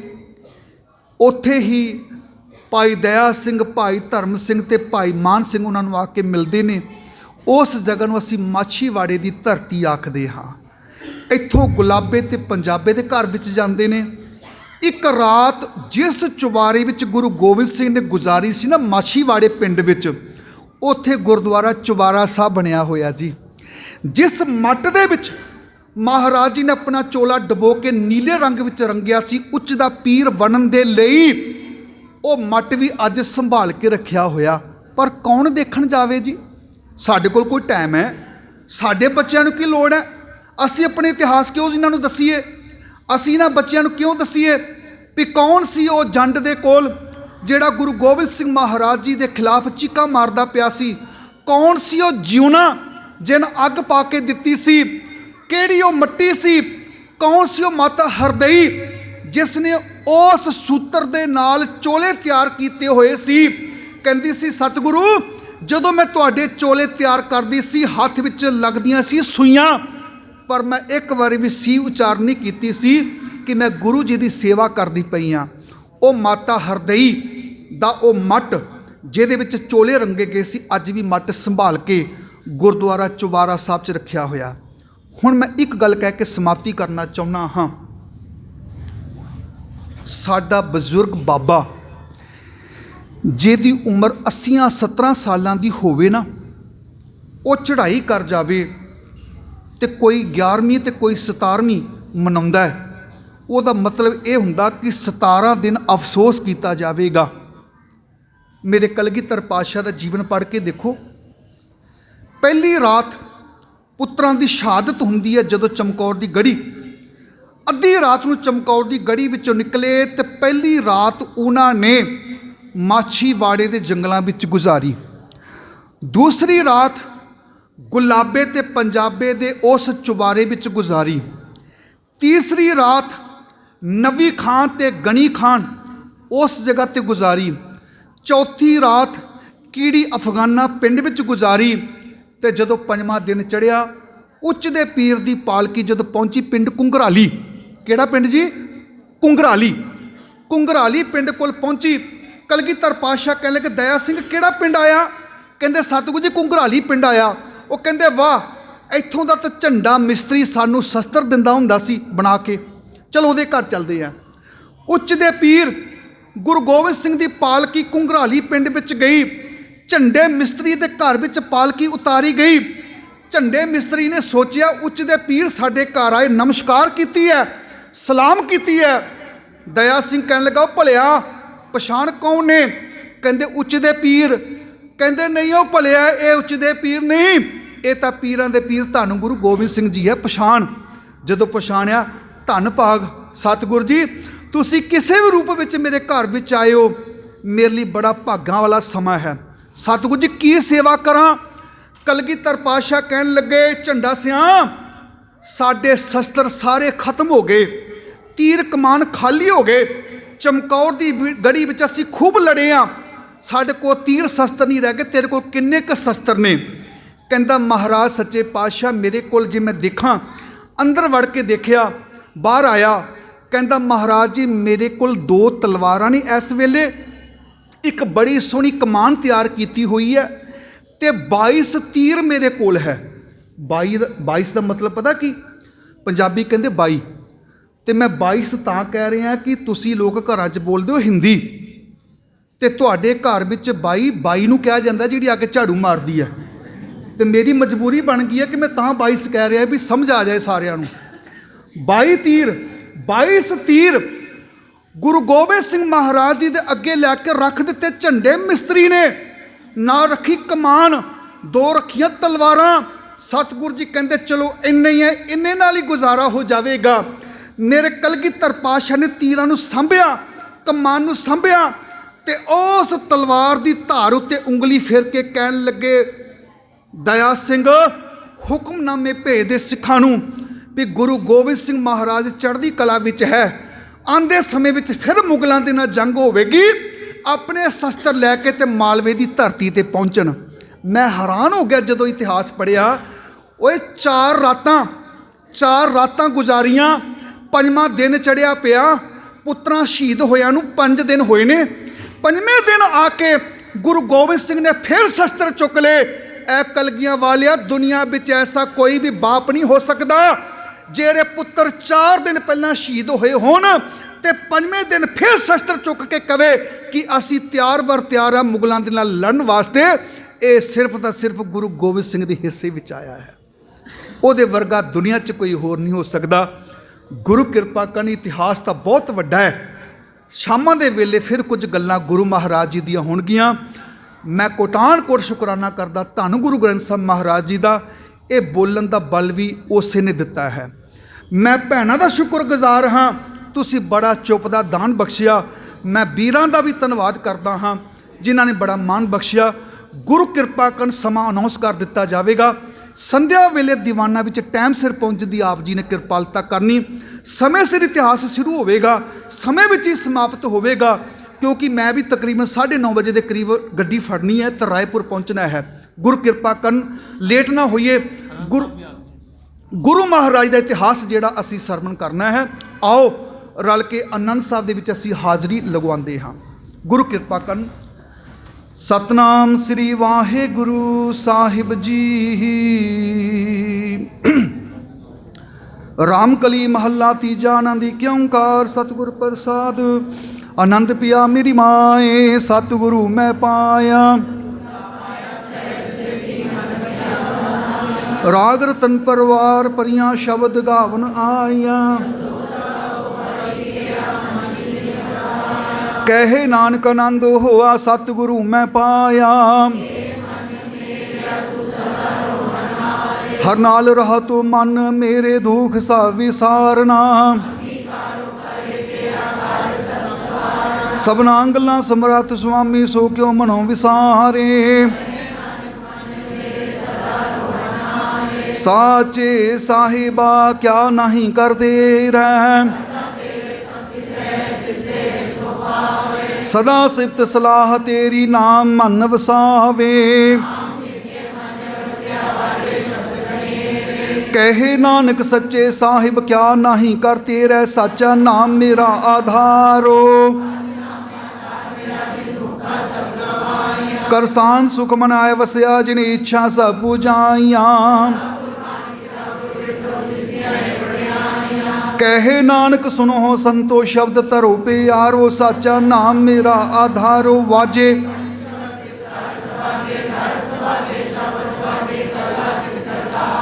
पंचदूत दिवस कीते, काल कंठ कुमारिया। कहे नानक तैं सुख होआ, तित कर अनहद वाजे।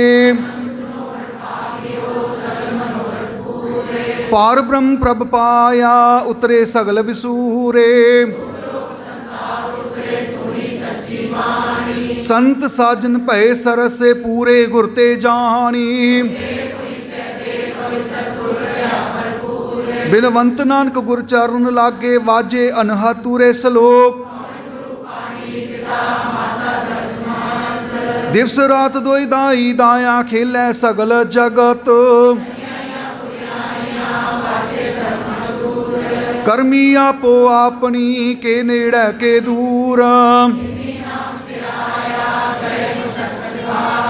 नानक ते मुख उजले, केती छुट्टी नाल। जिन्नी नाम त्याया, गए मशक्कत। नानक ते मुख उजले, केती छुट्टी नाल। वाहिगुरु जी का खालसा, वाहिगुरु जी की फतेह। तू ठाकुर तुम